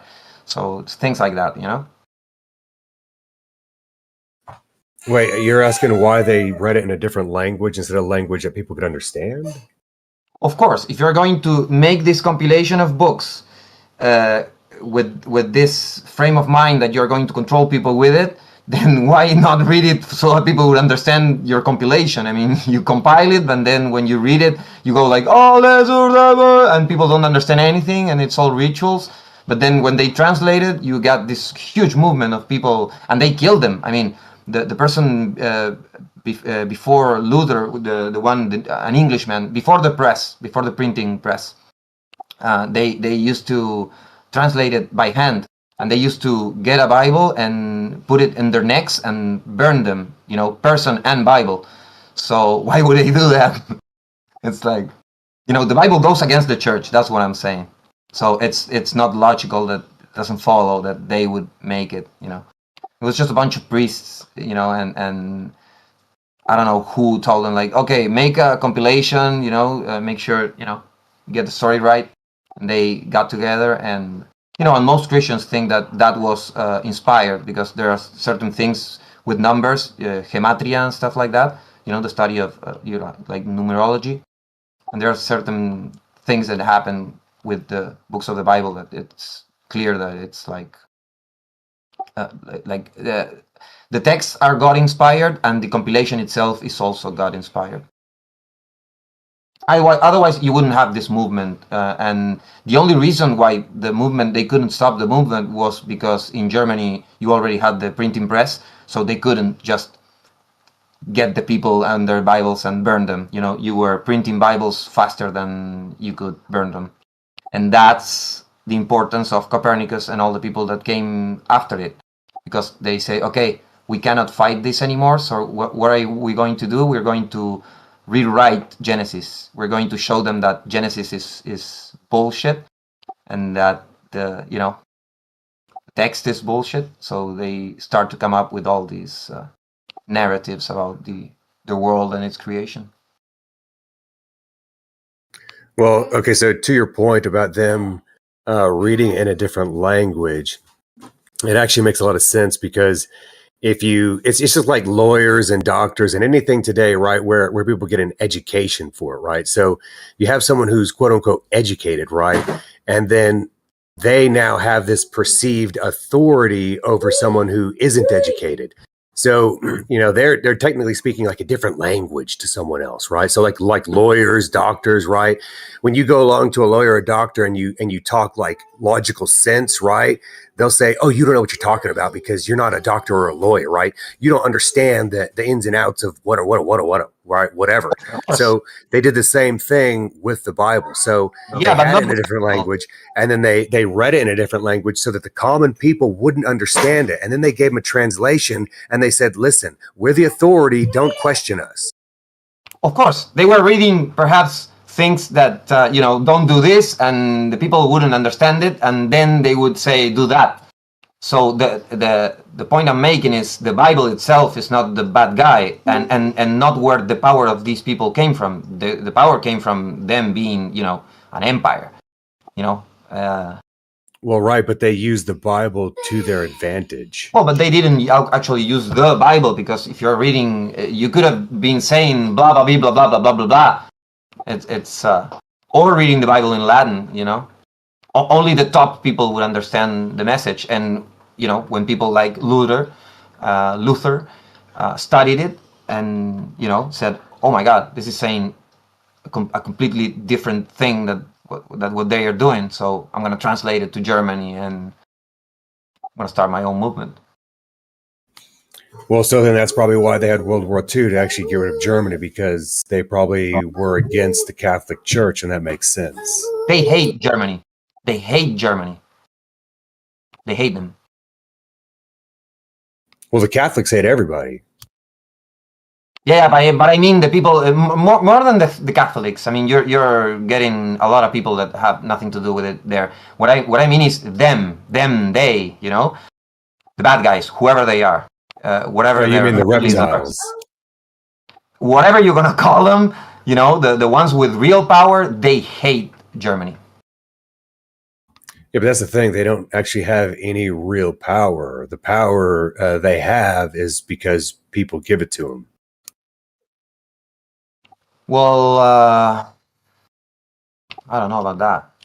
Yeah, so these reptilian things are on the TV telling people stuff, and if people turn on the TV and they accept that stuff, then, well, there you go. No, but I'm talking about real power. Like, I have the weapons, you don't. Yeah. I have the gold, you don't. I have, land, you don't. Hold on. Weapons and gold don't equate to power. Of course they do. Sure it does. No, it doesn't. Neither does land. These things do not equate to power. Oh, of course they do. No, it equates to might, but not power. Power is a completely different thing. You don't have land, you don't have food, you don't have any type of power. You're weak and feeble. Do you think you need those things to actually have power? Food? No, all those things that you said. Owning stuff, essentially. No, not owning stuff.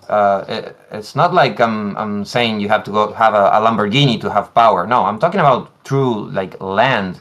I mean, land to plant your potatoes. I'm being really simple here. How much power did Jesus have?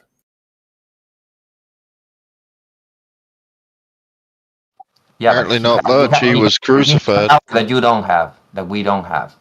I'm sorry, say that again. You were interrupted by Cole. No, I'm sorry. Go ahead. Go ahead. I said apparently he didn't have too much power. He was crucified.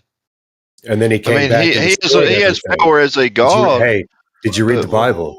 So he didn't die. He actually came back to life. Then he went up to heaven and he did something. And then he came back and he melted a bunch of stuff. So you're talking about like supernatural power. Did I say supernatural? Does the Bible claim supernatural? Talking to a stump.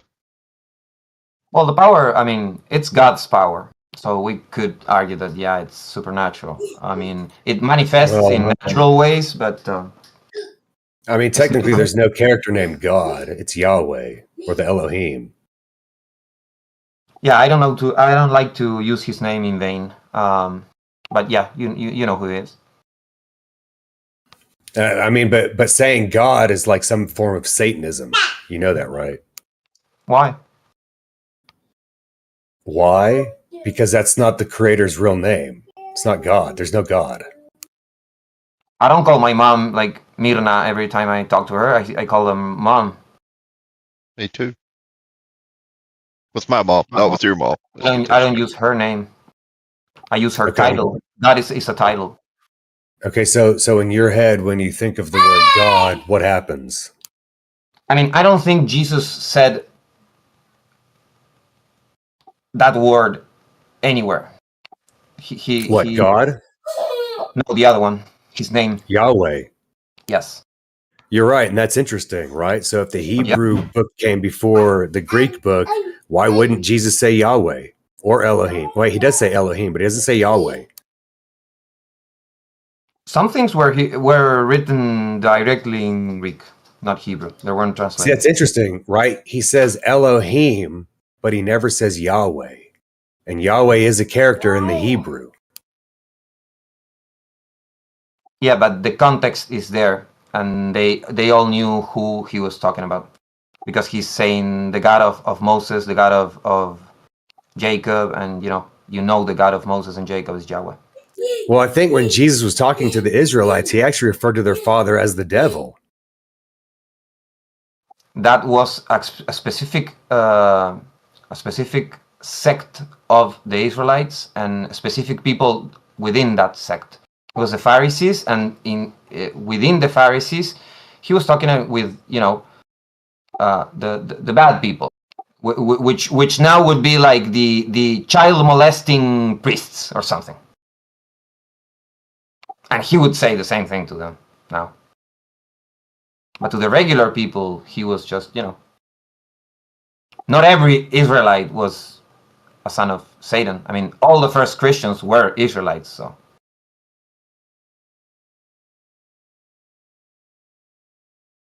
It doesn't make any sense. If there was someone on his side, why didn't anyone try to save him? I mean, well, Peter drew the sword at some point when they tried to come and cut the ear of one of the guards and stuff, but he wouldn't let them. He was like, live by the sword, die by the sword.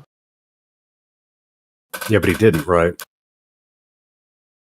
Yeah, he denied him later that night and all 3 times. We all fight for our lives. We're all scared.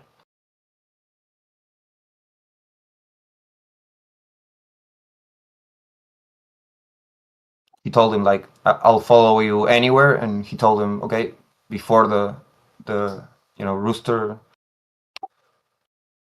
I don't know how you call it, rooster crows. Crows, you'll deny me 3 times.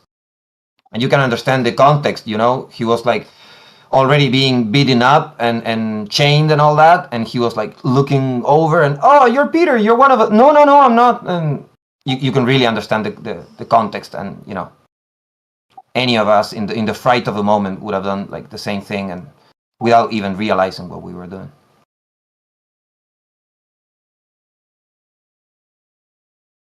And he forgave him, and not only forgave him, but made him a pillar of what was to come. Gave him literally the keys of heaven. What you tie here will be tied in heaven, and he denied it. But we cannot deny him because we already have this story to learn from. So I don't think he's going to forgive us if we deny him in front of men.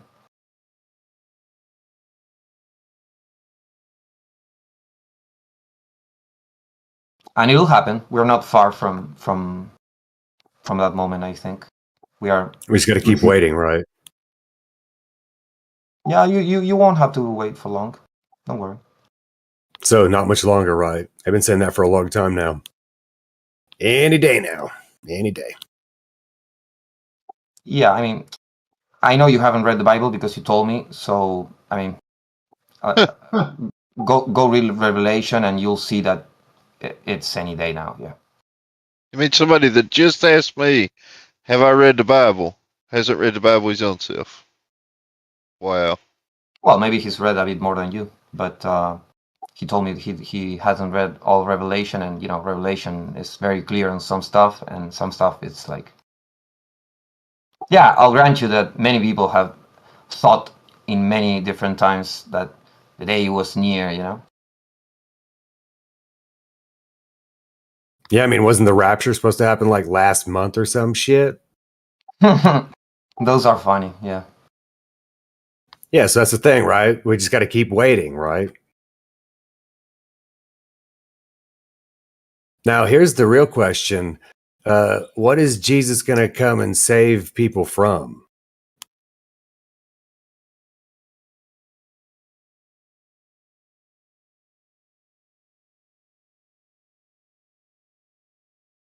Well, supposedly at the end of days, everybody who isn't saved and taken to heaven will be cast into the pit of hell. So I guess he'll be saving you from that. The thing is, you'll either go with God or without. He wants he wants you to go with God, and the devil wants the opposite. And the devil will have control over the world in a way that, you know, you'll have to choose between living or dying, and at some point he'll make you do stuff that will, you know, corrupt you irreversibly, let's say. Wait, you're saying the devil will? Yeah. And Jesus will come to save you from that. So the devil's going to make me do stuff that I'm not going to want to do, and then some guy's going to come along and save me from doing that stuff. Actually, there will be a time in which, you know, it is said, how is it put? He who tries to save his life will lose it, and he who loses it will save it. So you have to understand that life goes beyond this world, and if you want to have life, you might have to lose it.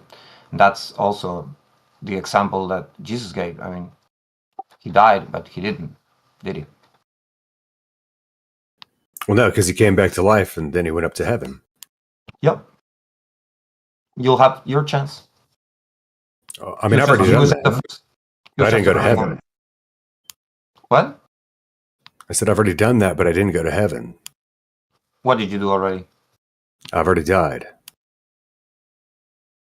How come you're talking to me? Well, because I came back to life.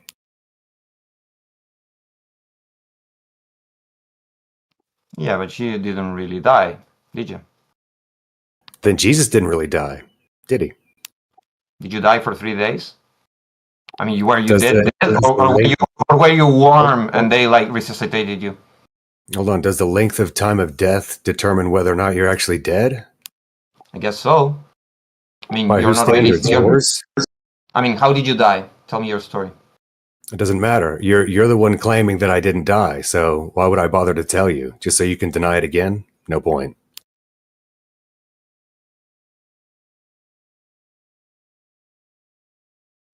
You're funny. Actually, I'm not. People laugh though. I don't know why. People use the death part as the main part. It's not. He rose from the grave. 3 days. No other man has done that. No other man has walked the earth and not sinned. Have you sinned? I have. What's a sin? Because apparently the only sin is to deny the Holy Spirit. So, nope.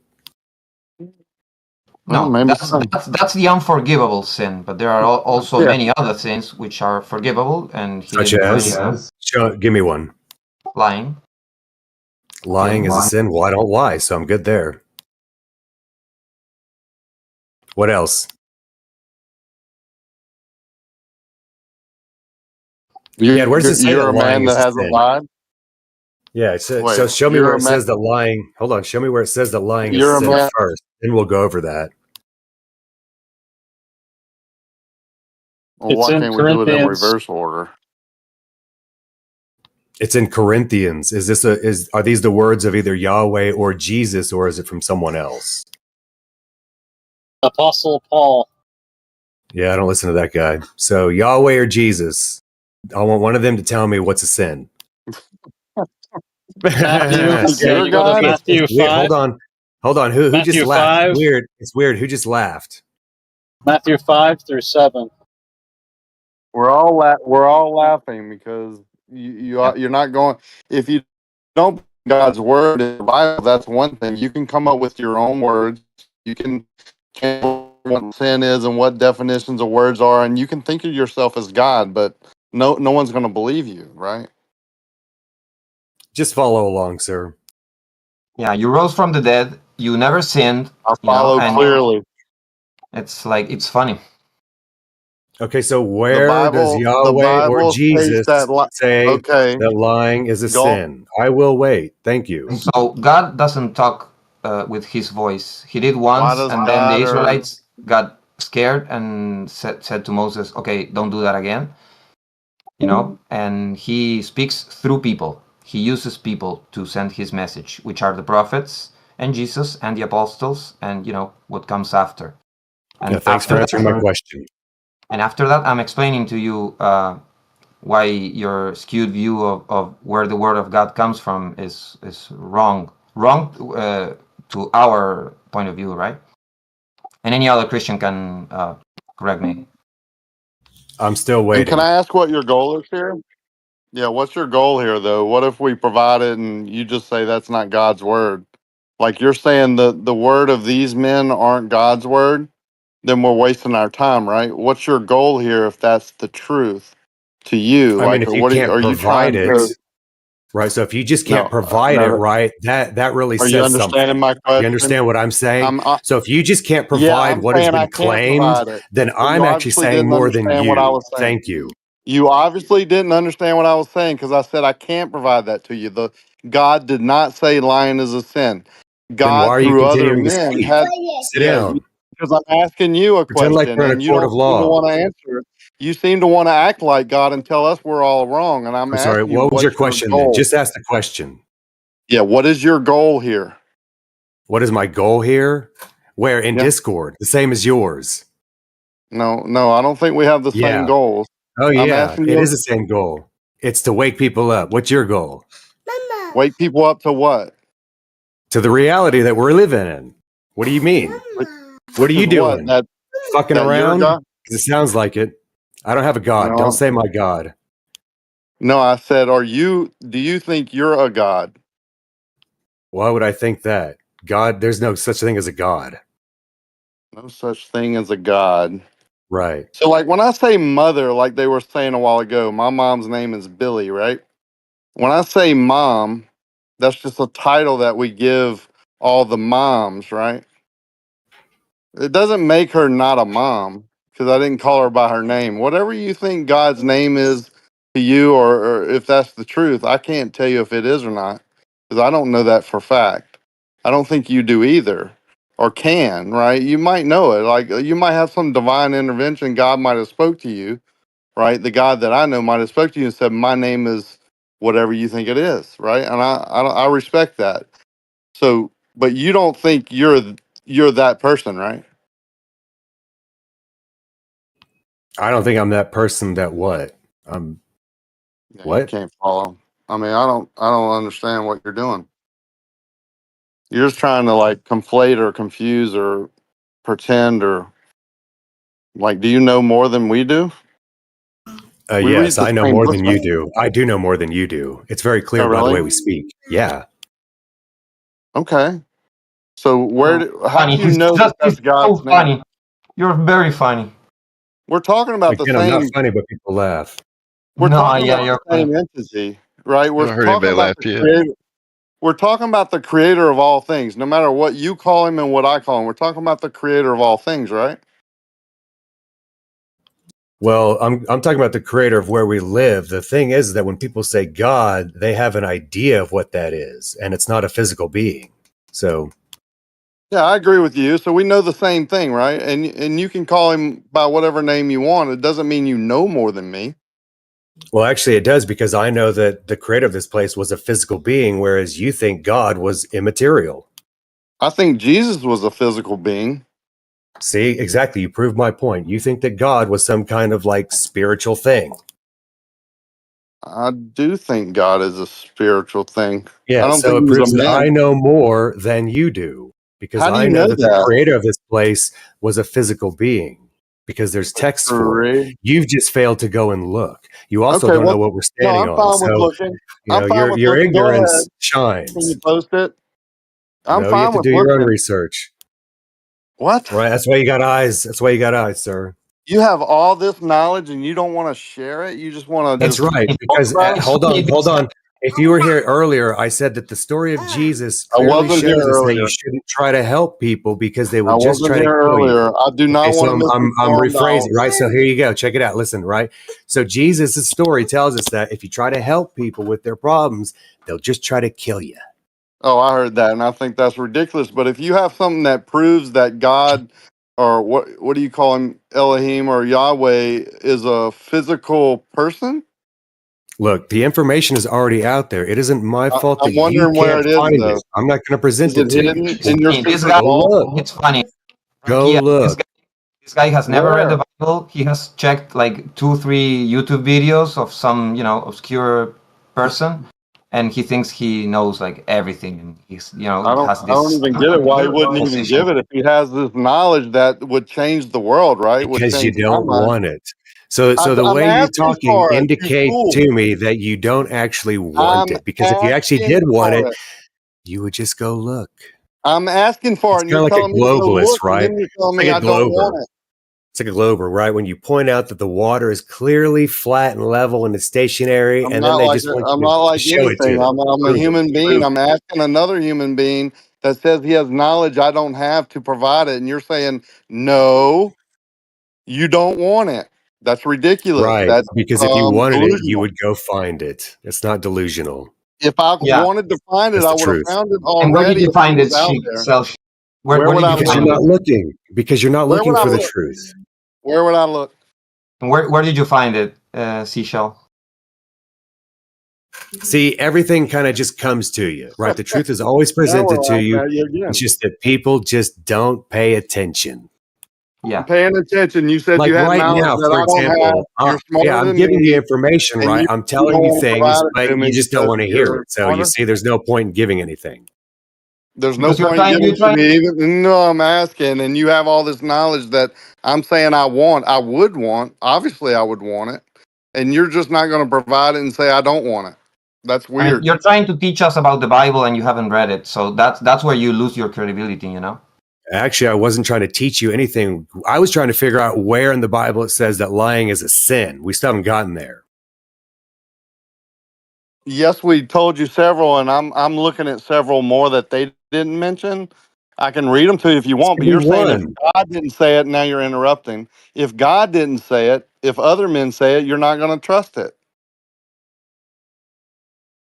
That's what you Where does said. it say that lying is a sin? Exodus 22, you shall not be false witness against your neighbor. Proverbs, lying lips are the abomination of the Lord, but those who deal faithfully of his delight. Proverbs 6:16 through 19, the passage lists a lying tongue as one of the 6 things the Lord hates, and on and on and on. Now, how do you I'm deny that sorry. in God's So word? because someone has a preference to dislike lying doesn't make it a sin. Read those verses Okay. again, because none of them say Okay. lying is a sin. Okay. So let's go back to the original point. You never sinned, so you've never Again, sinned because what's a sin? What is a sin? it's a transgression of the law. Have you ever sinned?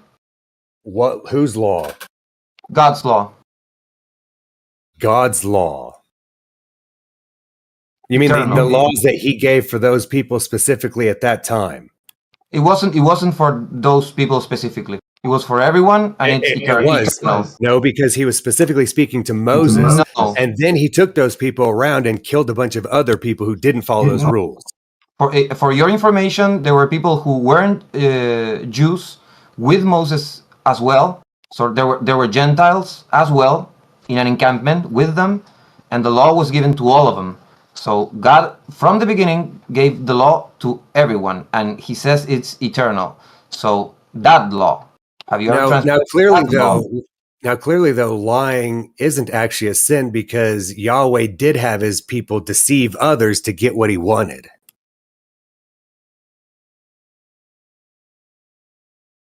So, You can tell a person when they use the name of God a lot, like you keep saying Yahweh. That's a holy name. You shouldn't use it in vain. It's. I don't really care how you feel about anything. You should really drop your feelings and stop being like a woman. Oh, you're such a man. Oh, a manly man. Oh, what a man. Look, You're a strange character, sir. don't get riled up, man. Calm down. What a man. You're such a man. God's judgment was stern, and the couple died as a result of their sin of lying. Acts 5, 1-11. Peter's rebuke is stern. Ananias, who has Satan filled your heart to lie to the Holy Spirit? Acts 5:3. So you 2016. So You let shall me tell not you one bear commandment. false witness against your neighbor. It's Let talking me about yeah. lying. Let me tell him something. Using the God's name in vain is actually the third commandment, and you have been using it all night. So you've been sinning all night long.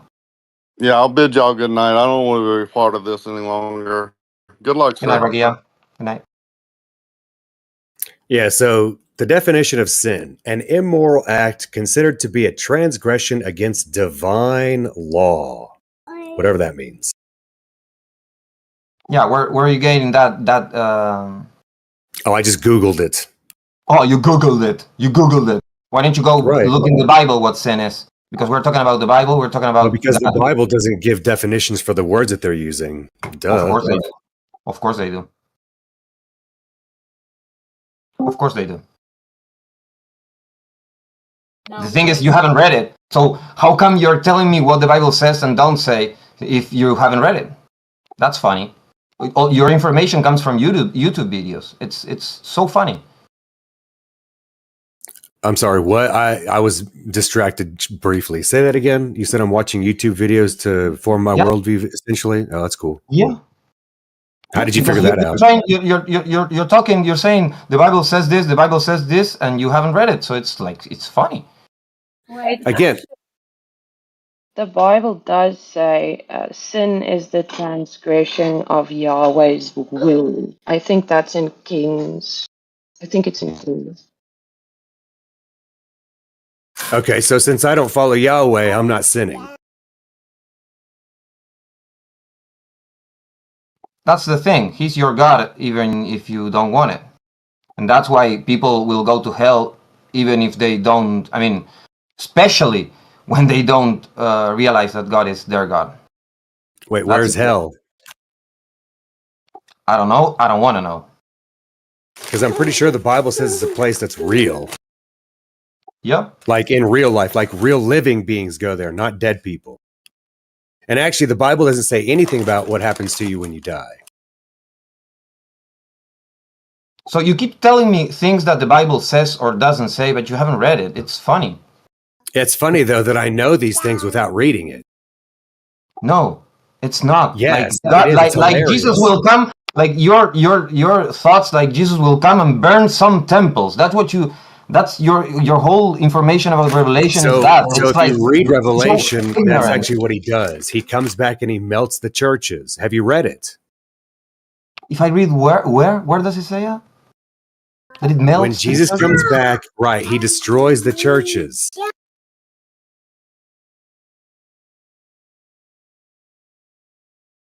Really? Give me the passage. Yeah. Really, give me the passage. I don't know. I haven't read it. I just know it's in there.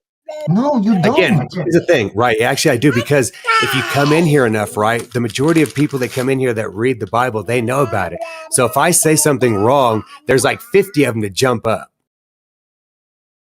Yeah. So I've said this I said many yes. times, right, that Jesus came back and melted or destroyed a bunch of churches, and none of the people that actually read the Bible and know it in and out have ever denied what I said.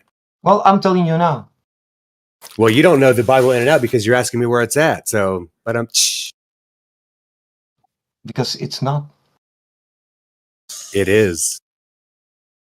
You're Revelation very, was all you about are destruction. very Revelation funny. was all about destruction. You are a very funny person.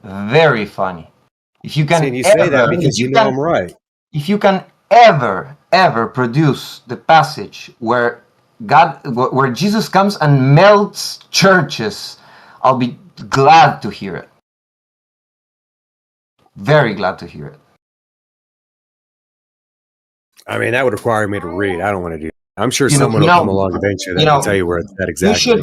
You should be more humble because you're very ignorant, a very ignorant person, and for the amount of ignorance you have such a stuck up, attitude. You should really, lower your Don't project. face.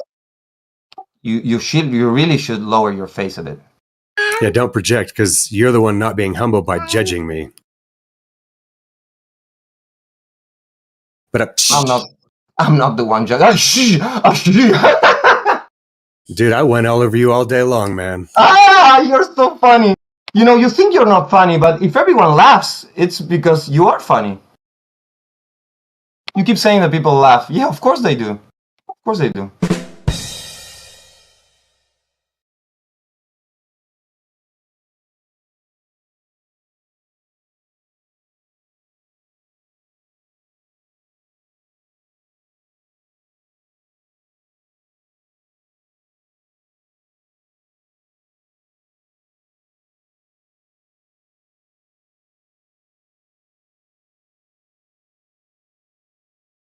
How funny. What else do you want to teach me about the Bible that you haven't read? You don't want to learn anything. I'm just making fun of you. Oh, I'm open to learning, yeah. From actual people who have actually read it and believe it.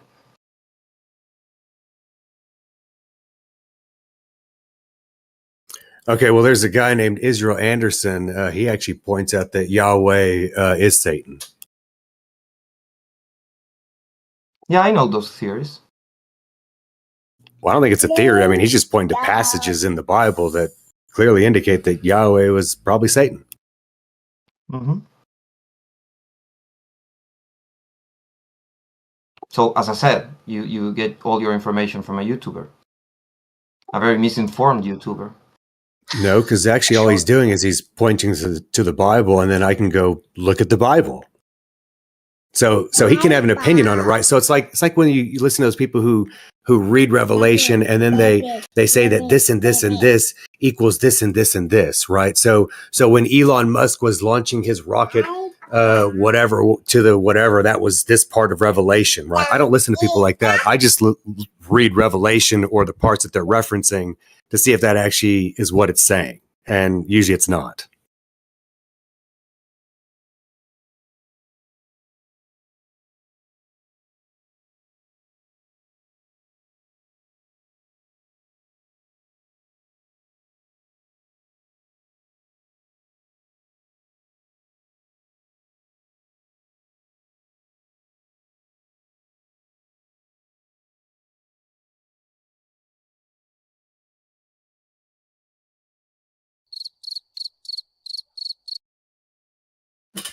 Actually, here we go.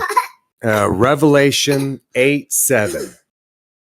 The first angel blew his trumpet, and there followed hail and fire mixed with blood, which fell on the earth. And a third of the earth was burnt up, and a third of the trees were burnt up, and all green grass was burnt up. There you go. And where did Jesus come and burn some churches? It just said a third of the earth. Do you think that they're what like that was just a field or something? You said Jesus came and burned some churches or something. Those were your words. I said he came back and he melted a bunch of stuff, right? He destroyed a bunch of stuff. I just read to you Revelation 8:7. Did you hear it? Yeah, I heard it, and I know it. But that doesn't say what you're saying. You're saying that Jesus comes and melts some churches, destroys some churches or something.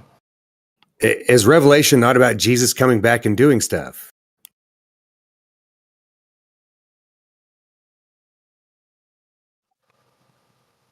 Not in its entirety. Then what was it about? Because Jesus was the one. Hold on. Jesus is the one. Hold on. Jesus is the one giving John the message, and you're telling me that Jesus isn't the one that came back and did the stuff he told John he was going to do? That's the thing. You don't even have the previous paragraph context. You don't even have nothing of context. You're just getting one passage, and you're saying that Jesus. It says the angel, and you're saying, oh, Jesus comes, and you're saying churches, and now it's the third of the world. It's like, dude, go read it. Go read the whole thing. Take the time. Nobody's rushing you. Okay, what? So should I continue? Let's see. The second angel blew his trumpet, and something like a great mountain burning with fire was thrown into the sea, and a third of the sea became blood. Let's see. A third of the living creatures in the sea died, and a third of the ships were destroyed. The third angel blew his trumpet, and a great star fell from heaven, blazing like a torch. And it fell on a third of the rivers and on the fountains of water. The name of the star is Wormwood. A third of the waters became wormwood, and many men died of the water because it was made bitter. The fourth angel blew his trumpet, and a third of the sun was struck, and a third of the moon, and a third of the stars. So that a third of their light was darkened. A third of the day was kept from shining, and likewise a third of the night. Then I looked, and I heard an eagle crying with a loud voice as it flew in mid-heaven. Woe, woe, woe of those who dwell on the earth at the blast of the other trumpets, which the three angels are about to blow. Yep. And the fifth angel blew his trumpet, and I saw a star fallen from heaven to earth, and he was given the key of the shaft of the bottomless pit. He opened the shaft of the bottomless pit, and from the shaft rose smoke. Yeah, so it basically Jesus came back with some angels, and he rained a bunch of destruction and did a bunch of things. That's basically what Revelation's about. I'm confused on what you're talking about. Jesus hasn't come yet in that part. So, like I said, read the whole thing, and then we can have a conversation. But if you check a few videos of a misinformed guy, and you come in here and try to tell me how things are, it's like, dude, it's funny. Okay, so you're telling me that Jesus came back and did nothing.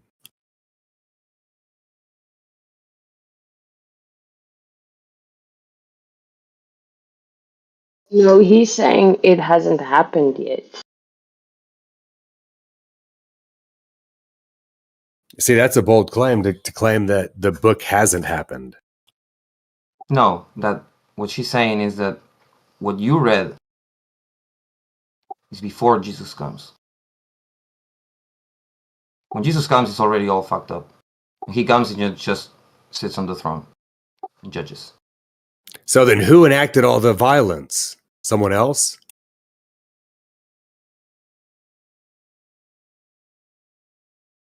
Because again, it's Jesus talking to John saying, John, these are the things that are going to happen soon. So if Jesus is the one saying these are the things that are going to happen soon, then Jesus is clearly doing it. How does that follow? How does it not follow? Why is Jesus going to come back and tell a story about some guy named Sam who's going to do some stuff? He's telling him all that's going to happen at the end. He tells him a lot of stuff that has nothing to do with Jesus, and then Jesus comes. That's what I'm saying. I'm telling you, it's like, it's funny, the conversation. It's like you're wasting the time. It's like, go read it, and then we can talk about it.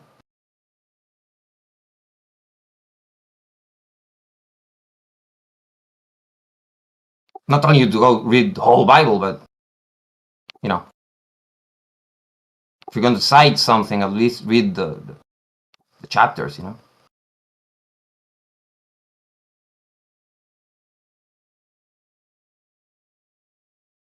It's an interesting read. I always found, like many other parts, boring, but what really captivated me at the beginning was Revelation. It was the thing that I read the most, and then I started reading the Bible, the other parts of the Bible. You like it. You like it.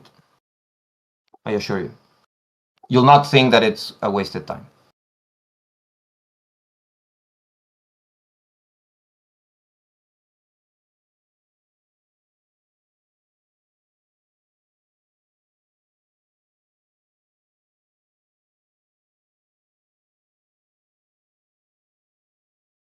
What you're talking about?